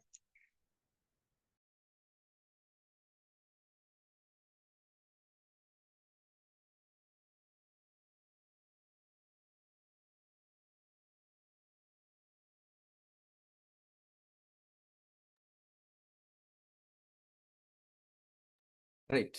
இப்ப பார்ப்போம் என்ன கேள்வின்னு சொன்ன முதலாவது கேள்வியை விளங்கிக் கொள்ளணும். எத்தகைய சூழ்நிலையில் ஒரு பொருளின் மீது அலகு வரியானது சந்தை விலை மற்றும் கொள்வனவு செய்யப்படும் தொகை ஆகிய இரண்டிலையும் மாற்றத்தை ஏற்படுத்தாது? எப்படி கேள்வி விளைஞ்ச சொல்றது? மானியம் அந்த வரி தானே, அந்த வரி விதிக்கிற டைம்ல நாங்க என்ன செய்ய போறோம்டா, இந்த நிரம்பல் நெகிழ்ச்சி, கேள்வி நெகிழ்ச்சி, இப்படியான இந்த நெகிழ்ச்சிகளோட நீங்க என்ன செய்யணும்னு சொன்னால் சம்பந்தப்படுத்தி பார்க்கணும். இந்த அலகு வரியாக இருந்தாலும் சரி, மானியமாக இருந்தாலும் சரி, இந்த ரெண்டு விடயத்தையும் நீங்க சம்பந்தப்படுத்தி பார்க்கிற டைம்ல தான் உங்களுக்கு அந்த விடயங்கள் எல்லாம் என்னது எந்த நிலைமையில வந்து அலகு வரி விதிக்கிற டைம்ல சந்தை விலையில கொள்வனவு செய்யப்படும் தொகையில ரெண்டுலையும் வந்து மாற்றத்தை ஏற்படுத்தாது அப்படின்னு விலையை கொள்ளுது. சரியா? ரைட். இப்ப நாங்க விஷயத்துக்குள்ள வாரோம். ரைட். அப்ப கடைசி தேர்ச்சி மட்டத்துல தான் இந்த விஷயம் பாக்குறது யூனிட் 3ல. ரைட். அப்ப நாங்க பார்ப்போம் என்னன்னா, சந்தையில நிலவுற மிக விசேடமான நிலைகளின் கீழே ஒரு அலகு வரியானது சந்தை விலையிலும் கொள்வனவு செய்யப்படும் தொகையிலும் எந்தவித மாற்றங்களையும் ஏற்படுத்தாது விடலாம். எப்படியான டைம்லன்னு சொன்னால் நிரம்பல் பூரண நெகிழ்வற்றதாக இருக்கிற டைம்ல. நிரம்பல் பூரண நெகிழ்வற்றதாக இருக்கிற டைம்ல. அப்ப நிரம்பல் பூரண நெகிழ்வற்றதாக இருக்கிறது அப்படின்னு சொன்னா நிரம்பல் கோடு எப்படி வரும்? விலையச்சுக்கு சமாந்தரமா. விலையச்சுக்கு சமாந்தரம். நிரம்பல் கோடு எப்படி வரும்? விலையச்சுக்கு விலையச்சு சமாந்தரமாகவா அல்லது தொகையச்சுக்கு சமாந்தரமாகவா? விலையச்சுக்கு சமாந்தரமா. சரி, ஒரு ஆள் தொகையச்சுன்னு சொல்றாங்க, ஒரு ஆள் விலையச்சுன்னு சொல்றாங்க. சரியா சொல்லுங்க பாப்போம். விலையச்சுக்கு பூரண நெகிழ்வற்றதாகன்னு சொன்னா விலையச்சா தொகையச்சுக்கு சமாந்தரமா வருமா? நிரம்பல் தான் விலையச்சுக்கு தான். விலையச்சுக்கு சமாந்தரமாக வரும். அதே பூரண நெகிழ்வுள்ளதாக இருக்குதுன்னு சொன்னால் தொகையச்சுக்கு சமாந்தரம். Very good. தொகை அச்சுக்கு சமாந்தரமாக, இந்த தொகை அச்சுக்கு சமாந்தரமாக வரும். விளைஞ்சவங்க சொல்றது அதை வந்து நீங்க என்ன செய்ய தெளிவாக விளங்கி கொள்ளும். ரைட், இப்ப நாங்க என்னத்தை பாக்குறோம்? இந்த விலையச்சுக்கு சமாந்தரமாக வார டைம்ல, அதாவது நிரம்பல் பூரண நெகிழ்வற்றதாக இருக்கிற டைம்ல தான் என்ன செய்ய போகுதுன்னு சொன்னால், நிரம்பல் பூரண நெகிழ்வற்றதாக இருக்கிற டைம்ல தான் அந்த விலையிலும் கொள்வனவு செய்யப்பட்ட தொகையிலும் வந்து மாற்றத்தை ஏற்படுத்தாது அப்படின்றத நீங்க என்ன செய்யணும்?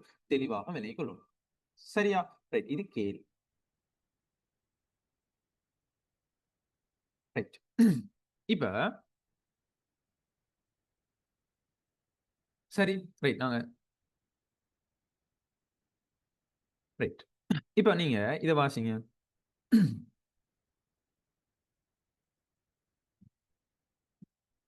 வரி அறவிடப்படாத போது இதுல 50 ரூபாய், சரியா?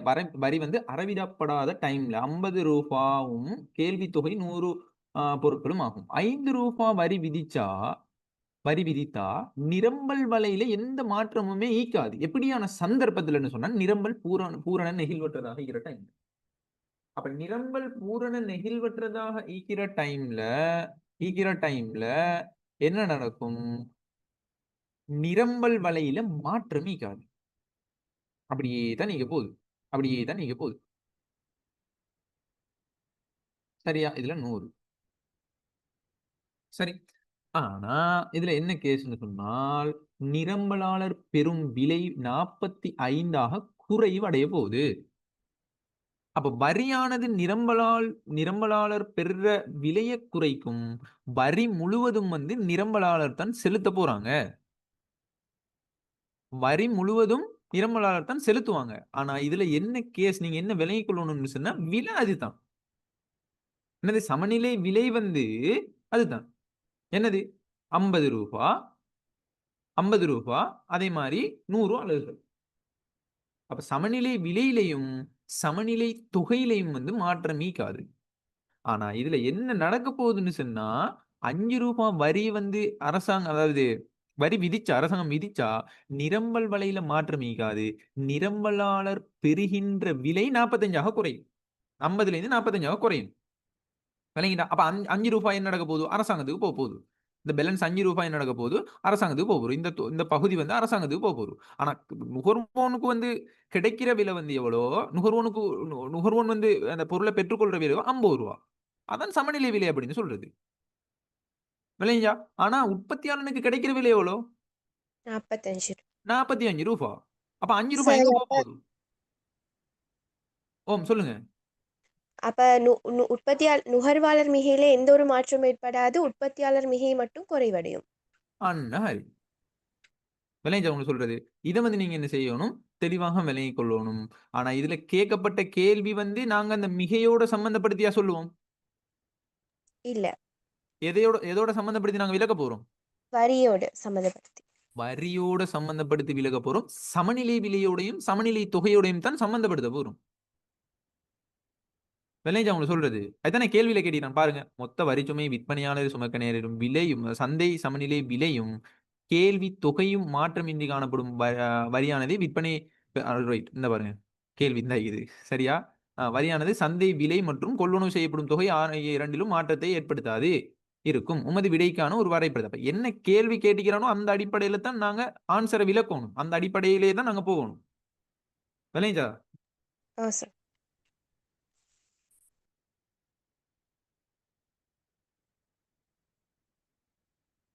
சரி. அப்ப இப்படி வந்து நாங்க விளக்கத்தை கொடுத்தா உங்களுக்கு பூரணமான மார்க்ஸ் கிடைக்க பெறும். ரைட். 2வது கேள்வியை வாசிங்க.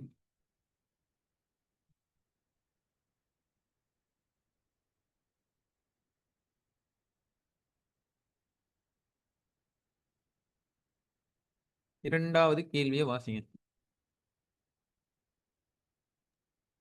பின்வரும் கூற்றுக்கள் உண்மையானவையா பொய்யானவையா என விளக்குக.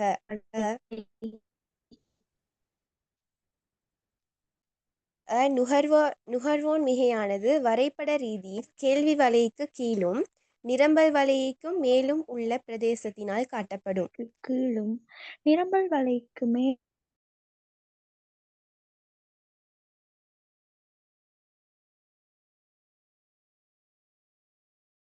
ஒரு ஆள் ரீட் பண்ணுங்க.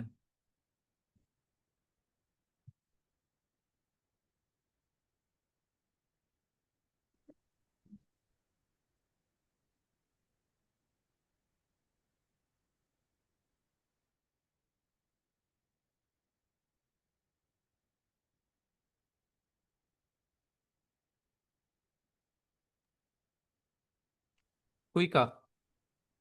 பின்வரும் கூற்றுக்கள் உண்மையானவையா பொய்யானவையா என விளக்குக.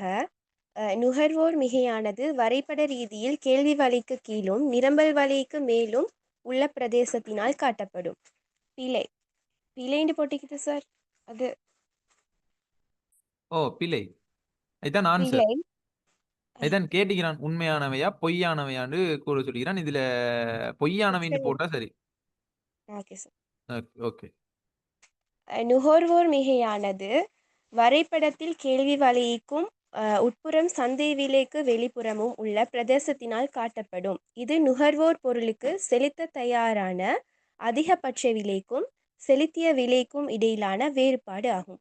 இந்த பிரதேசம் கேள்வி வலைக்கு கீழும் நிரம்பல் வலைக்கு மேலும் உள்ள பிரதேசம் அல்ல. ரைட். இதை விளக்கிட்டு ஒரு இதா போவோம், கூட்டுறா போவோம். இது என்னன்னு சொன்னா நுகர்வோன மிகை வரைபட ரீதியில கேள்வி வலைக்கு கீழும் பாருங்க, வரைபட ரீதியில கேள்வி வலைக்கு கீழும் நிரம்பல் வலைக்கு மேலும் உள்ளது. அப்ப கேள்வி வலைக்கு கீழே இருக்கிறதும் நிரம்பல் வலைக்கு மேலே இருக்கிற பகுதி எந்த பகுதி ஆகும்? எந்த பகுதி ஆகும்? இது எந்த பகுதி? பொருளாதார மிகை. பொருளாதார மிகை. பொருளாதார மிகை. அப்ப இந்த ஆன்சர்ல பொருளாதார மிகையானது வரைபட ரீதியில கேள்வி வலைக்கு கீழும் நிரம்பல் வலைக்கு மேலும் உள்ள பிரதேசத்தினால் காட்டப்படும் அப்படின்னு சொன்னா இந்த கூற்று உண்மையானவையா பொய்யானவையா? பொய்யானதா இருக்கலாம். எல்லா நேரங்களையும் அது வராது. ஏன் வராது? ஏன் நீங்க பொய்யானவை அப்படின்னு சொல்றீங்க? எல்லா நேரங்களையும் சொன்ன நுகர்வோன மிகை வரைபட ரீதியில கேள்வி வலைக்கிற நுகர்வோன மிகை அப்படின்றது வந்து நாங்க சிம்பிளா சந்தை சமநிலையின் போது நுகர்வோன மிகை அப்படின்னு சொல்றது. அப்ப எங்களுக்கு இதுல வந்தாலுமோ இல்லாட்டி இப்படி வந்தாலுமோ கேள்வி வலைக்கு மேலே இருக்கிறது நிரம்பல் வலைக்கு நிரம்பல் வலைக்கு மேலே இருக்கிறது கேள்வி வலைக்கு கீழே இருக்கிறது தானே பொருளாதார மிகை. ஓவா இல்லையா? ஓவா இல்லையா? அப்ப அந்த கூற்று சரியா பிள்ளையா? சரி சார். சரி. விளைஞ்ச அவங்க சொல்றது சரி. அப்ப ஆனா இதுல என்ன சொல்லிக்கிறான்? நுகர்வோண்ட மிகையானதுன்னு சொல்லிக்கிறான். அப்ப இந்த கூற்று பொய்யானவை. நுகர்வோண்ட மிகையானது வரைபடத்துல கேள்வி வலைக்கு இந்த கேள்வி வலை டி எஸ் கேள்வி வலைக்கு உட்புறமும் சந்தை விலை, இதான் சந்தை விலை அப்படின்னு சொல்றது, சந்தை விலைக்கு மேற்புறமும் இந்த பகுதின்னு சொல்றோம். இதைத்தான் நாங்க என்ன சொல்றோம்? நுகர்வோண்ட மிகை அப்படின்னு சொல்றோம். அப்ப பிரதேசத்தினால் காணப்படும் இது நுகர்வோர் பொருளுக்கு செலுத்த தயாரான அதிகபட்ச விலைக்கும் செலுத்திய விலைக்கும் இடையிலான வேறுபாடு. பிரதேசம் கேள்வி வலைக்கு கீழும் நிரம்பல் வலைக்கு மேலும் உள்ள பிரதேசம் அல்ல. அப்படியான பிரதேசத்தை நாங்க என்னன்னு சொல்லுவோம்?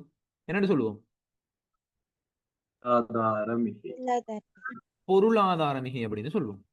சோ இந்த ஆன்சரை நீங்க கொடுத்தீங்கன்னா சரி.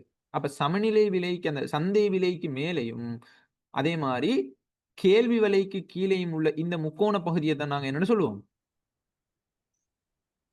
என்னன்னு சொல்லுவோம்? நுகர்வோர் மிகை. நுகர்வோன மிகை. அப்ப நாங்க இன்னொருக்க மாற்றி பார்ப்போம். இதை இந்த உற்பத்தியாளர் மிகை அப்படின்னு சொல்லி போட்டு நாங்க பாக்குறோம் அப்படின்னு சொன்னா, உற்பத்தியாளர் மிகை அப்படின்னு சொல்ல போறோம்டா எப்படி சொல்றது நாங்க? நீங்க சரியா சொல்லுங்க பாப்போம். அதை எந்த வலைக்கு மேல எந்த இதுக்கு கீழே? நிரம்பல் வலைக்கு மேல சந்தை விலைக்கு கீழே. Very good. நிரம்பல் வலைக்கு மேல சந்தை விலைக்கு கீழே. இதைத்தான் நாங்க என்னன்னு சொல்றோம்? உற்பத்தியாளர் மிகை. உற்பத்தியாளர் மிகை. என்ன கேட்கலாம், உங்களோட எக்ஸாம் பேப்பர்ல கேட்டுவிடலாம் இப்படியான கேள்வியை. விளைஞ்ச சொல்றது. அப்ப நீங்க சரியா நீங்க என்ன செய்யணும்? ஆன்சர் பண்ணணும். சரியா? இந்த கேள்வி விளங்கினா? ரெண்டாவதுக்கு வரும். ஆவண்ணா இத வாசிங்க. நிரம்பல்ல ஏற்படும் ஓர் வீழ்ச்சி காரணமாக சந்தை விலையில் ஏற்படும் ஓர் அதிகரிப்பு நுகர்வோர் மிகையை அதிகரிக்கும். நிரம்பலில் ஏற்படும் வீழ்ச்சி காரணமாக சந்தையில் ஏற்படும் அதிகரிப்பு நுகர்வோர் மிகையை அதிகரிக்க முடியாது. நுகர்வோர் மிகையானது வரைபடத்தில் கேள்வி வலைக்கு உட்புறமும் சந்தை விலைக்கு மேற்புறமும் உள்ள பிரதேசத்தினால் காட்டப்படும்.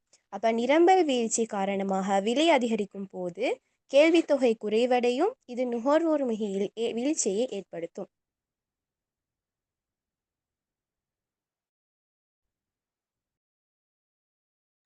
ரைட். நல்லா விளைக்கணும். என்ன கேள்வின்னு சொன்னா, நிரம்பல்ல ஏற்படும் ஒரு வீழ்ச்சி காரணமாக,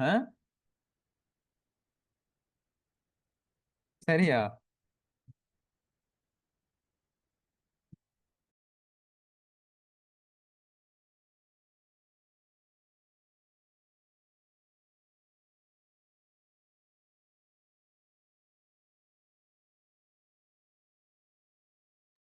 சரியா? அப்ப நிரம்பலில் ஏற்படும் ஒரு வீழ்ச்சி காரணமாக சந்தை விலையில ஏற்படும் ஒரு அதிகரிப்பு நுகர்வோண்ட மிகைய அதிகரிக்கும் அப்படின்னு சொல்லி ஒரு கூற்று ஒன்று தாரான். இப்ப நிரம்பலில் ஏற்பட்ட ஒரு வீழ்ச்சி கொஞ்சம் ஜூம் பண்ணுவோம். சரியா? ஜூம் பண்ணிட்டு நாங்க நிரம்பல்ல ஒரு வீழ்ச்சியை ஏற்படுத்தி பார்ப்போம் என்ன நடக்க போகுது அப்படின்னு. சரியா? நிரம்பல்ல வீழ்ச்சின்னு சொன்னா நிரம்பல் இடப்புறம் நகருமா வலப்புறம் நகருமா? இடப்புறமா நகரும். இடப்புறமா நகர போகுது. அப்ப இடப்புறமா நகர்ந்துச்சு அப்படின்னு சொன்னா விலை என்ன நடக்கும்? விலை அதிகரிக்கும். அதிகரிக்கும். தொகை என்ன நடக்கும்? குறைவடை. பேசிக்கான விஷயம் தானே. ரைட். இப்ப விஷயத்துக்குள்ள வருவோம். விலை அதிகரிக்க போகுது, தொகை குறைவடைய போகுது. இப்ப என்ன கேள்வி கேட்கிறான்? நிரம்பலில் ஏற்படும் ஒரு வீழ்ச்சி காரணமாக விலையில் ஏற்படும் ஒரு அதிகரிப்பு, அது ஓகே. நான் என்ன கேட்கிறேன்? நுகர்வோண்ட மிகையை அதிகரிக்குமான்னு கேட்கிறான். நுகர்வோண்ட மிகை அதிகரிக்குமா குறைவடையும்? குறைவடையும். Very good. என்ன நடக்க போகுது? இந்த அளவு தான் வரப்போகுது நுகர்வோண்ட மிகை. இந்த அளவு தான் வரப்போகுது. சரியா? அதை நீங்க என்ன செய்யணும்? தெளிவாக விளங்கிக்கொள்ளணும். ஆரம்பத்துல எந்த அளவு இந்திக்கும்? இந்த பெரிய முக்கோண பகுதி இந்திக்கும். ஓ இல்லையா? ஓ.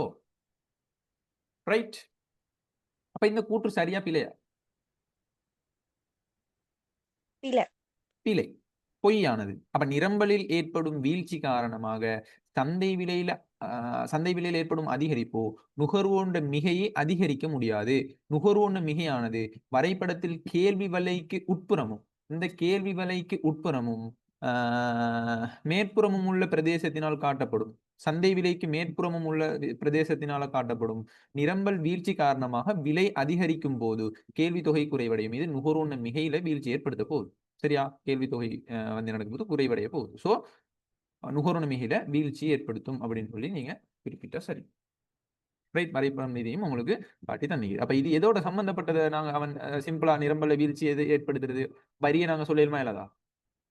இல்லதா? ஏழு. சரியா? வரியை நாங்க சொல்லிடுறோம். ரைட். மூன்றாவது கூற்ற வாசிங்கோ குயிக்கா.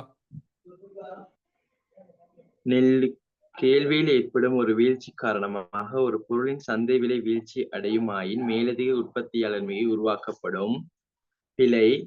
ஒரு பொருளின் கேள்வி ஏற்படும் வீழ்ச்சி காரணமாக அப்பொருளின் சந்தை விலையில் வீழ்ச்சியடையும் ஆயின் மேலதிக உற்பத்தியாளர் மிகையினை உருவாக்க முடியாது.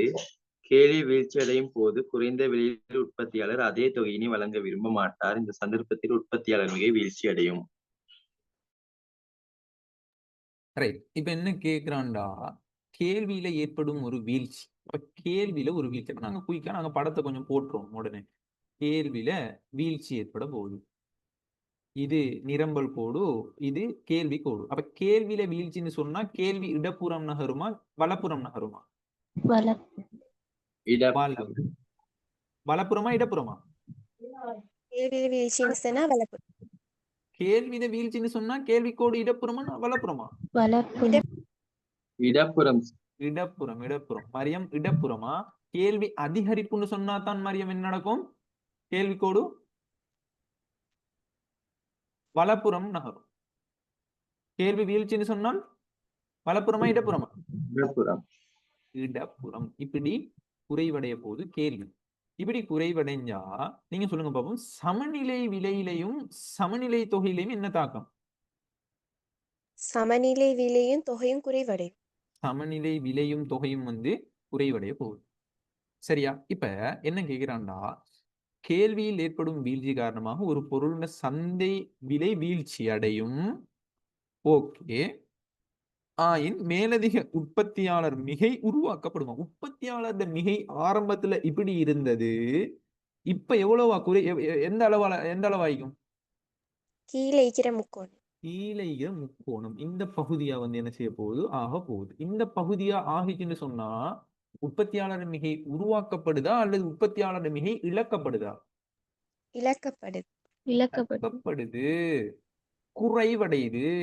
அப்ப இந்த கூற்று சரியா? இல்ல. இல்ல.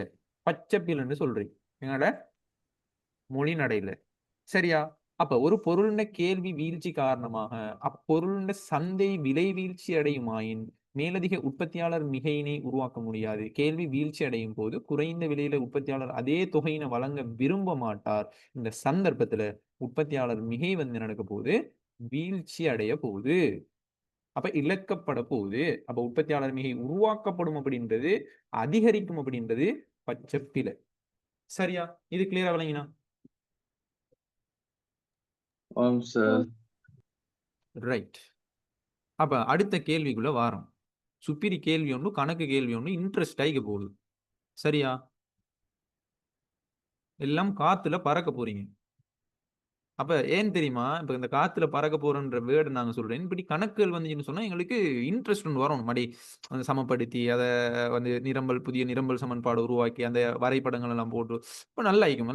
படிக்கிறத விரும்பி படிக்கணும், ஆசையோட படிக்கணும். அப்பதான் நம்மளுக்கும் ஒரு இன்ட்ரெஸ்ட் ஆகிக்கும். மாட்டி அடுத்து அடுத்து என்ன வரப்போகுது அப்படின்னு ஒரு இன்ட்ரெஸ்டோட இருந்தா எங்களுக்கு படிக்கிறதுக்கு இன்னும் ஆர்வம் கொண்டு வரும். நம்ம எதிர்பார்த்ததை விட நம்ம நல்ல ஒரு நிலைமைக்கு நாங்க போவேலும் விரும்பி படிச்சா. கட்டாயத்துக்கு படிக்கப்படாது, விரும்பி படிக்கும். அதான் அவங்க சொல்றது. ரைட். மூணாவது கேள்வி வாசிங்க. நெல்லுக்கான சந்தை கேள்விக்கான விலையே QD சமன் 120 0.5 P ஆகவும் நெல்லுக்கான சந்தை நிரம்பல் விலையே QS சமன் -30 + P ஆகவும் இருப்பதாக கொள்க. தொகை மில்லியன் அலகுகளில் தரப்பட்டுள்ளன. சந்தை சமநிலை விலை மற்றும் சமநிலை தொகை யாது? முதலாவது சந்தை சமநிலையும் சந்தை சமநிலை தொகையும் கேட்டுக்கிறோம். அடுத்த கேள்வி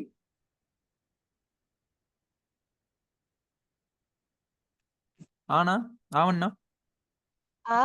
ஒரு கிலோகிராமுக்கு ரூபா 120 குறைந்தபட்ச விலையை நிர்ணயித்ததை ஒரு விலை உதவி திட்டத்தை நடைமுறைப்படுத்தி அரசாங்கம் தீர்மானிப்பதாக கொள்க. இச்சந்தையில் நிலவும் மிகை நிரம்பல் யாது? நீங்க சொல்லுங்க பாப்போம். இந்த விலை உதவி திட்டம் அப்படின்றதால என்ன நீங்க விளங்கிக் கொள்றீங்க? கொள்வனவு திட்டமா? கொள்வனவு திட்டமா அல்லது குறை நிரப்பா? குறை நிரப்பு கொள்வனவு. சரியா சொல்லுங்க பாப்போம். விலை உதவி திட்டம் அப்படின்னு சொன்னா கொள்வனவா குறை நிரப்பா?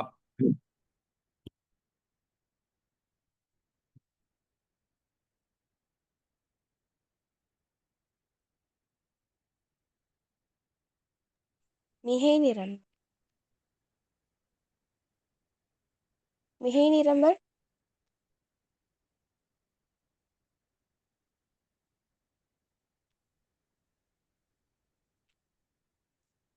சரி, மிகை நிரம்பல் ஓகே, மிகை நிரம்பல் தான் ஏற்பட போகுது. அந்த மிகை நிரம்பலை கொள்வனவு செய்வானா அல்லது குறை நிரப்பு கொடுப்பனவா? விலை உதவி திட்டம்னு நீங்க சொல்லிட்டான், ஒன்றுமே மென்ஷன் பண்ணாட்டி ஓகே. ஆனா இதுல என்ன சொல்லிக்கிறான்? விலை உதவி திட்டம் அப்படின்னு சொல்லிக்கிறான். அப்படின்னு சொன்னா என்ன? Very good கயனி.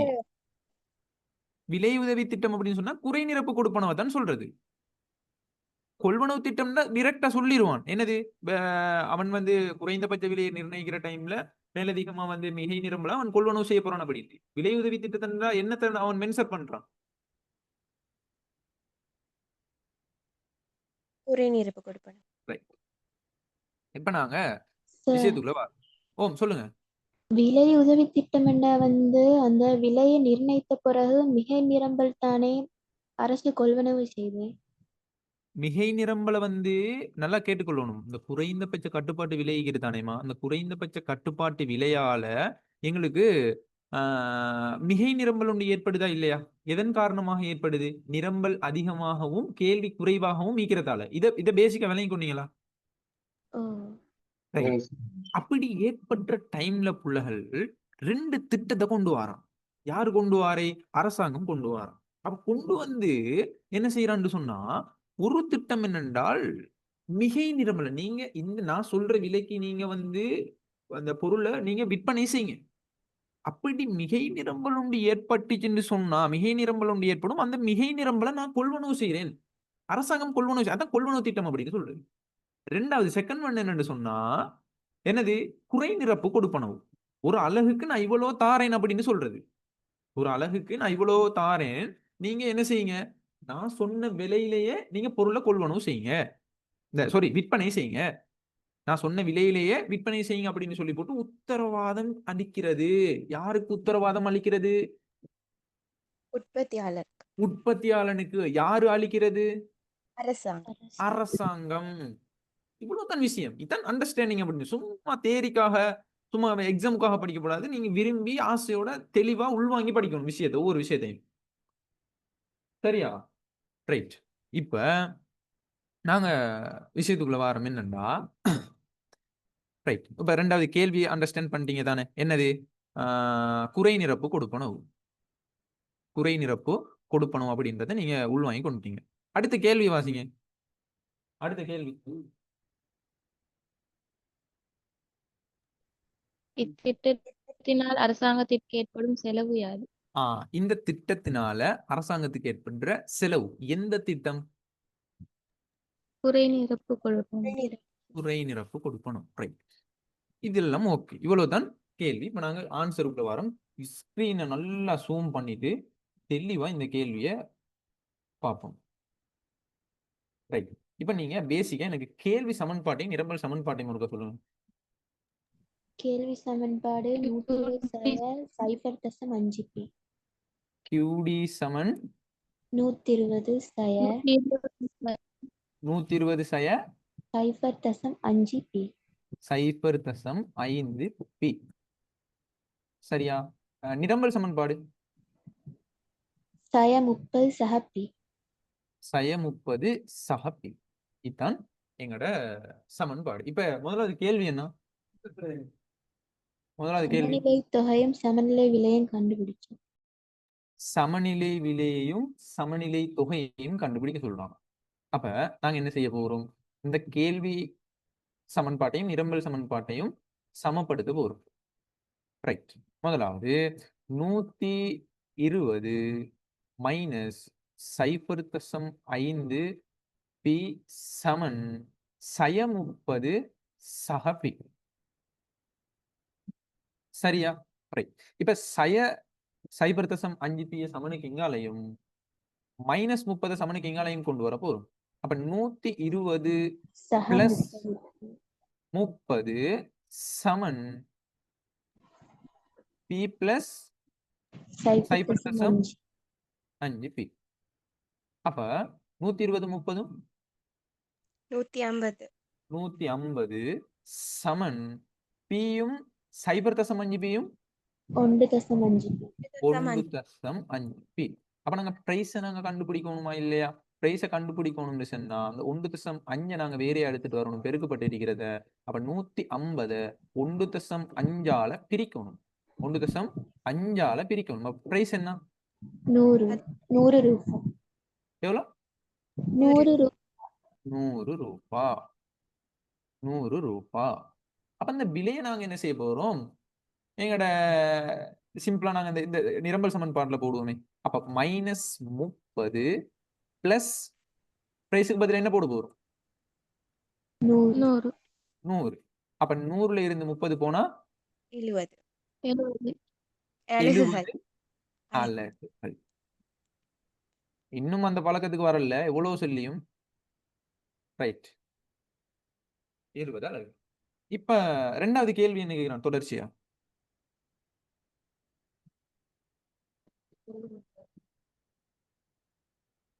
ரெண்டாவது கேள்வி என்ன கேட்கிறான்? மிகை நிரம்பல் எவ்வளவுன்னு கேட்கணும். மிகை நிரம்பல் எவ்வளவுன்னு கேட்கிறான். ரைட்,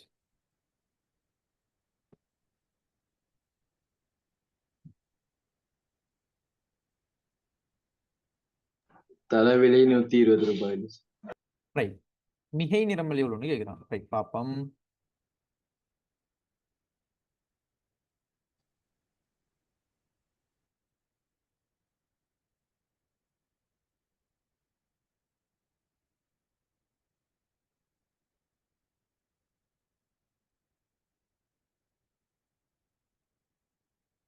ரைட், இப்ப நாங்க குயிக்கா நாங்க என்ன செய்ய போறோம்? தலைவிலை எவ்வளவு? 120 120 ரூபா. ரைட். இப்ப சிம்பிளா இது வந்து விலையச்சு, இது வந்து தொகையச்சு. பெருசாவே படத்தை போடுது. சரியா? விலையச்சு, தொகையச்சு. கேள்வி கோடு, நிரம்பல் கோடு. நிரம்பல் கோடு வந்து பாருங்க, மைனஸ்ல வந்து சொன்னா நிரம்பல் கோடு விலையச்சுல இருந்து போமா, தொகையச்சுல இருந்து போமா? விலையச்சு. இது வந்து சமநிலை விலை, சமநிலை தொகை. அப்ப விலை 0 ஆகிற டைம்ல கேள்வி தொகை எவ்வளவு ஆயிக்கும்? எவ்வளவு ஆயிக்கும்? 120. 120. அப்ப 0.5ஆல 120 பிரிச்சா எங்களுக்கு கேள்வி தொகை 0 ஆகிற டைம்ல விலைன்ற அளவு வரும். அப்ப 120 பிரிச்சா எத்தனை? 240. 240. Very good, 240. சரியா? அப்ப நாங்க கேள்வி கோடு ஓகே. அப்ப நிரம்பல் கோட்டுக்குள்ள வருவோம். இதுல வந்து 30 வந்து இல்ல ஒரு பி தான் வரும். அப்ப எவ்வளவு, எத்தனை வரும்? 30. Very good. சமநிலை விலை எவ்வளவுன்னு கண்டுபிடிச்சோம்? 100. சமநிலை தொகை எவ்வளவுன்னு கண்டுபிடிச்சோம்? 70 அலகுகள். சரியா? அப்ப இதுல வந்து தலைவிலை எவ்வளவுன்னு சொல்றான்? 120. 120 ரூபாய். குறைந்தபட்ச கட்டுப்பாட்டு விலை 120 ரூபாய். சரியா? அப்ப கேள்வி வந்து குறைவடைய போகுது, நிரம்பல் அதிகரிக்க போகுது. கேள்வி குறைவடைய போகுது, நிரம்பல் அதிகரிக்க போகுது. சரியா? ரைட். இப்ப நீங்க விளங்கிக் கொள்ளணும், எங்களுக்கு வந்து கேள்வி எத்தனை கேள்வி தொகையை நாங்க கண்டுபிடிக்கணும். கேள்வி தொகையை கண்டுபிடிக்கணும்னா நாங்க என்ன செய்யணும்? கேள்வி சமன்பாட்டுல 120 0.5 இந்த பிரைஸுக்கு பதிலா நாங்க எவ்வளவு போட போறோம்? 120 ரூபாய் போட போறோம். அப்ப 0.5 தர 120 200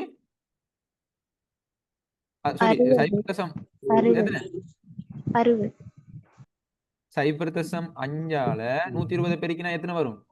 60. மைனஸ் 120.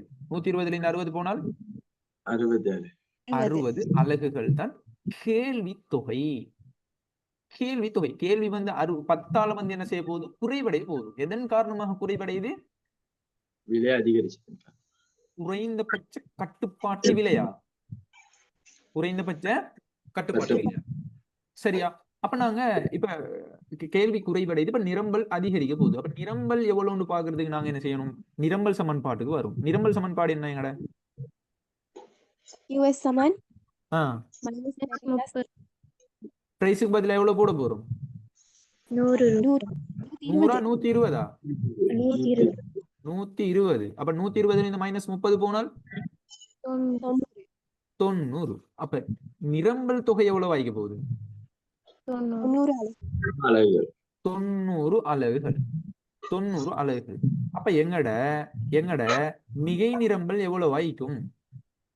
30 அலகு. அந்த 90ல இருந்து 60 போகணும். அதாவது நிரம்பல் தொகையில இருந்து கேள்வி தொகையை கழிக்க மாறுதுதான் எங்கட மிகை நிரம்பல். அப்ப 90ல இருந்து 60 போனால் 30 அலகுகள்.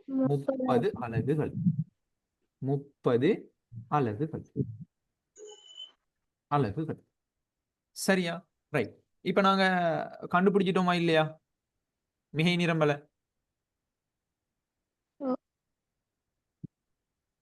கண்டுபிடிச்சிட்டாங்களா இல்லையா? 30 மில்லியன் அலகுகள். சரி, ரைட். இப்ப அடுத்த விஷயத்துக்குள்ள வாரம் என்ன கேட்கிறான்? அரசுக்கு ஏற்பட்ட செலவு. அரசாங்கத்துக்கு என்ன செலவு ஏற்படுது அப்படின்னு சொல்லி கேட்கிறான்.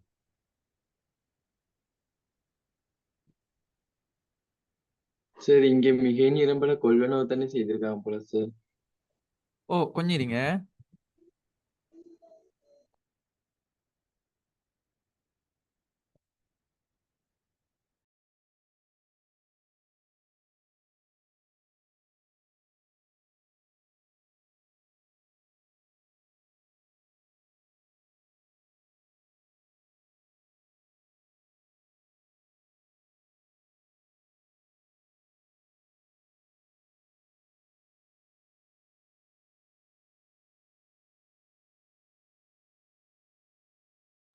Right. Okay okay okay okay சின்ன மிஸ்டேக் ஒன்று என்னன்னு சொன்னால், இதுல விலை உதவி திட்டத்தை என்று சொல்றது மிகை நிரம்பல கொள்ளணும் செய்யறது தான் மென்ஷன் பண்ணிக்கிறான்.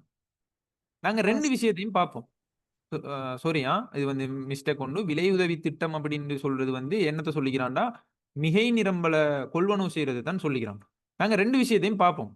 முதலாவது மிகை நிரம்பல கொள்வனவு செய்யறான் அப்படின்னு சொன்னா சிம்பிளான விஷயம் என்னது, இந்த அளவு இந்த பகுதி இருக்குதானே, இந்த பகுதி தான் வரும் எங்கட அரசாங்கத்திட செலவு. ஓவா இல்லையா? ஓவா இல்லையா? ஓ சார். ஓ, அதே சம்டைம் எங்களுக்கு குறைநிரப்பு கொடுப்பனவு செஞ்சாண்டா என்ன பகுதி வரும்? அந்த சைடுல இருக்கிற அப்படியே பாக்ஸ். இந்த பாக்ஸ் வரப்போகுது. ரெண்டையும் விலை கொள்ளணும். சரியா? இதுல சின்ன மிஸ்டேக் உண்டு. அதுல குறைநிரப்பு கொடுப்பனவு சொல்லல, மிகை நிரம்பல தான் கேட்டீங்கன்னா நான் ரெண்டையும் நாங்க பார்க்கணும். சரியா? சம்டைம் உங்களோட எக்ஸாம்களுக்கு குறைநிரப்பு கொடுப்பனவு கேட்டிருப்பான். ஸோ கேட்கலாம், கேட்கறதுக்கான சான்சஸ் இருக்குது. ஸோ இங்க கேட்டுக்கிறான் என்னன்னு சொன்னா மிகை நிரம்பல கொள்வனவு செய்யற திட்டத்தை. அப்ப மிகை நிரம்பல கொள்வனவு செய்யறான்னு சொன்னால் 120 ரூபா படி எத்தனை அதாவது மிகை நிரம்பல் ஏற்படுகிறது, எத்தனை அலகுகள் மிகை நிரம்பல்? 30 அலகுகள். அப்ப 120 தர 30 3600 3600 மொட்டையா சொல்றதா? ரூபா. அதே மாதிரி நீங்க சொல்லுங்க பாப்போம். இதுல சம்டைம் குறைநிரப்பு கொடுப்பனவை மென்ஷன் பண்ணியிருந்தால்டா குறைநிரப்பு கொடுப்பனவுக்காக அரசாங்கம் செலவிட்ட செலவோ எவ்வளவு அப்படின்னு சொல்லி கேட்டாண்டா என்ன ஆன்சர் பண்ணுவீங்க? எப்படி கண்டுபிடிப்பீங்க? முதலாவது 90 அலகுகளை எத்தனை விலையில பார்க்கணும்னு சொல்லி கேள்வி கோடியில பார்க்கணும். ரைட். இந்த கேள்வி கோட்டுல இந்த விலையை நாங்க கண்டுபிடிக்கணுமோ இல்லையா? ஓ. ஓ, அப்ப கேள்வி சமன்பாடு என்னங்கட? QD சமன் 120 0.5 P. 0.5 P. அப்ப QDக்கு பதிலா நாங்க என்ன செய்ய போறோம்னா இந்த 90 போட போறோம். என்ன செய்ய போறோம்? இந்த 90 போட போறோம். இந்த 90 போட்டா தானே எங்களுக்கு இந்த பிரைஸை நாங்க கண்டுபிடிக்க இயலும். அப்ப 0.5 P சக 0.5 P இங்கால வரும். 120ல இருந்து மைனஸ் ஆகும் 90. அப்ப 120ல இருந்து 90 மைனஸ் ஆவினா 30. இதுல 0.5 P. சரியா? அப்ப பிரைஸ் நாங்க கண்டுபிடிக்கணும் சொன்னா நாங்க 30 என்ன செய்ய போறோம்? சைபர் தசம் அஞ்சால பிரிக்க போறோம். அப்ப 30 சைபர் தசம் அஞ்சால பிரிச்சால் 60 ரூபா. எத்தனை? 60 ரூபா. 60. சைபர் தசம் 5 வந்து 30க்குள்ள 60 முறை இருக்குது. அதுதான் அர்த்தம். விளைஞ்சா உங்களுக்கு சொல்றது. சைபர் தசம் 5 30க்குள்ள எத்தனை முறை இருக்குது? 60 முறைகள் இருக்குது. சரியா? அப்ப 60 ரூபாய் தான் இந்த விலையாக இருக்க போகுது. சரி, இப்ப நீங்க சொல்லுங்க பாப்போம். எவ்வளோ குறைநிரப்பு கொடுப்பனவுக்காக செலவிட்ட அரசாங்கம் செலவிட்ட செலவு எவ்வளவு ஆகும்? 5400 ரூபா.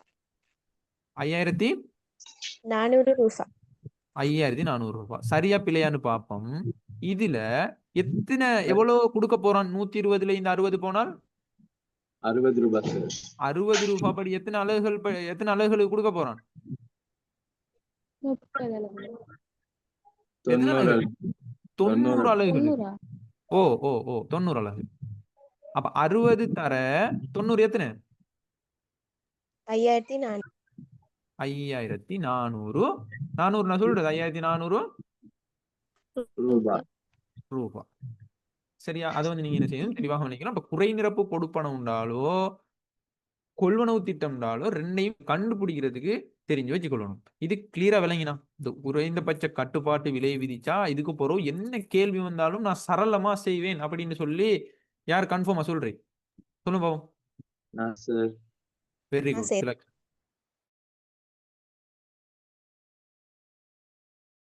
விலை உதவி திட்டம் என்று சொன்னா நாம எதை சார் குறிப்பா எடுக்கிறோம்? விலை உதவி திட்டம் சொன்னால் நாங்க அதுதான் எனக்கும் சின்ன டவுட் ஆவிச்சு. இந்த விலை உதவி திட்டம் எங்க இது கேள்வி? ரைட். இந்த விலை உதவி திட்டம் அப்படின்னு சொல்ல போகல குறை நிரப்பு கொடுப்பணும்னு சொல்லிதான் எனக்கு மென்ஷன் ஆவிச்சு.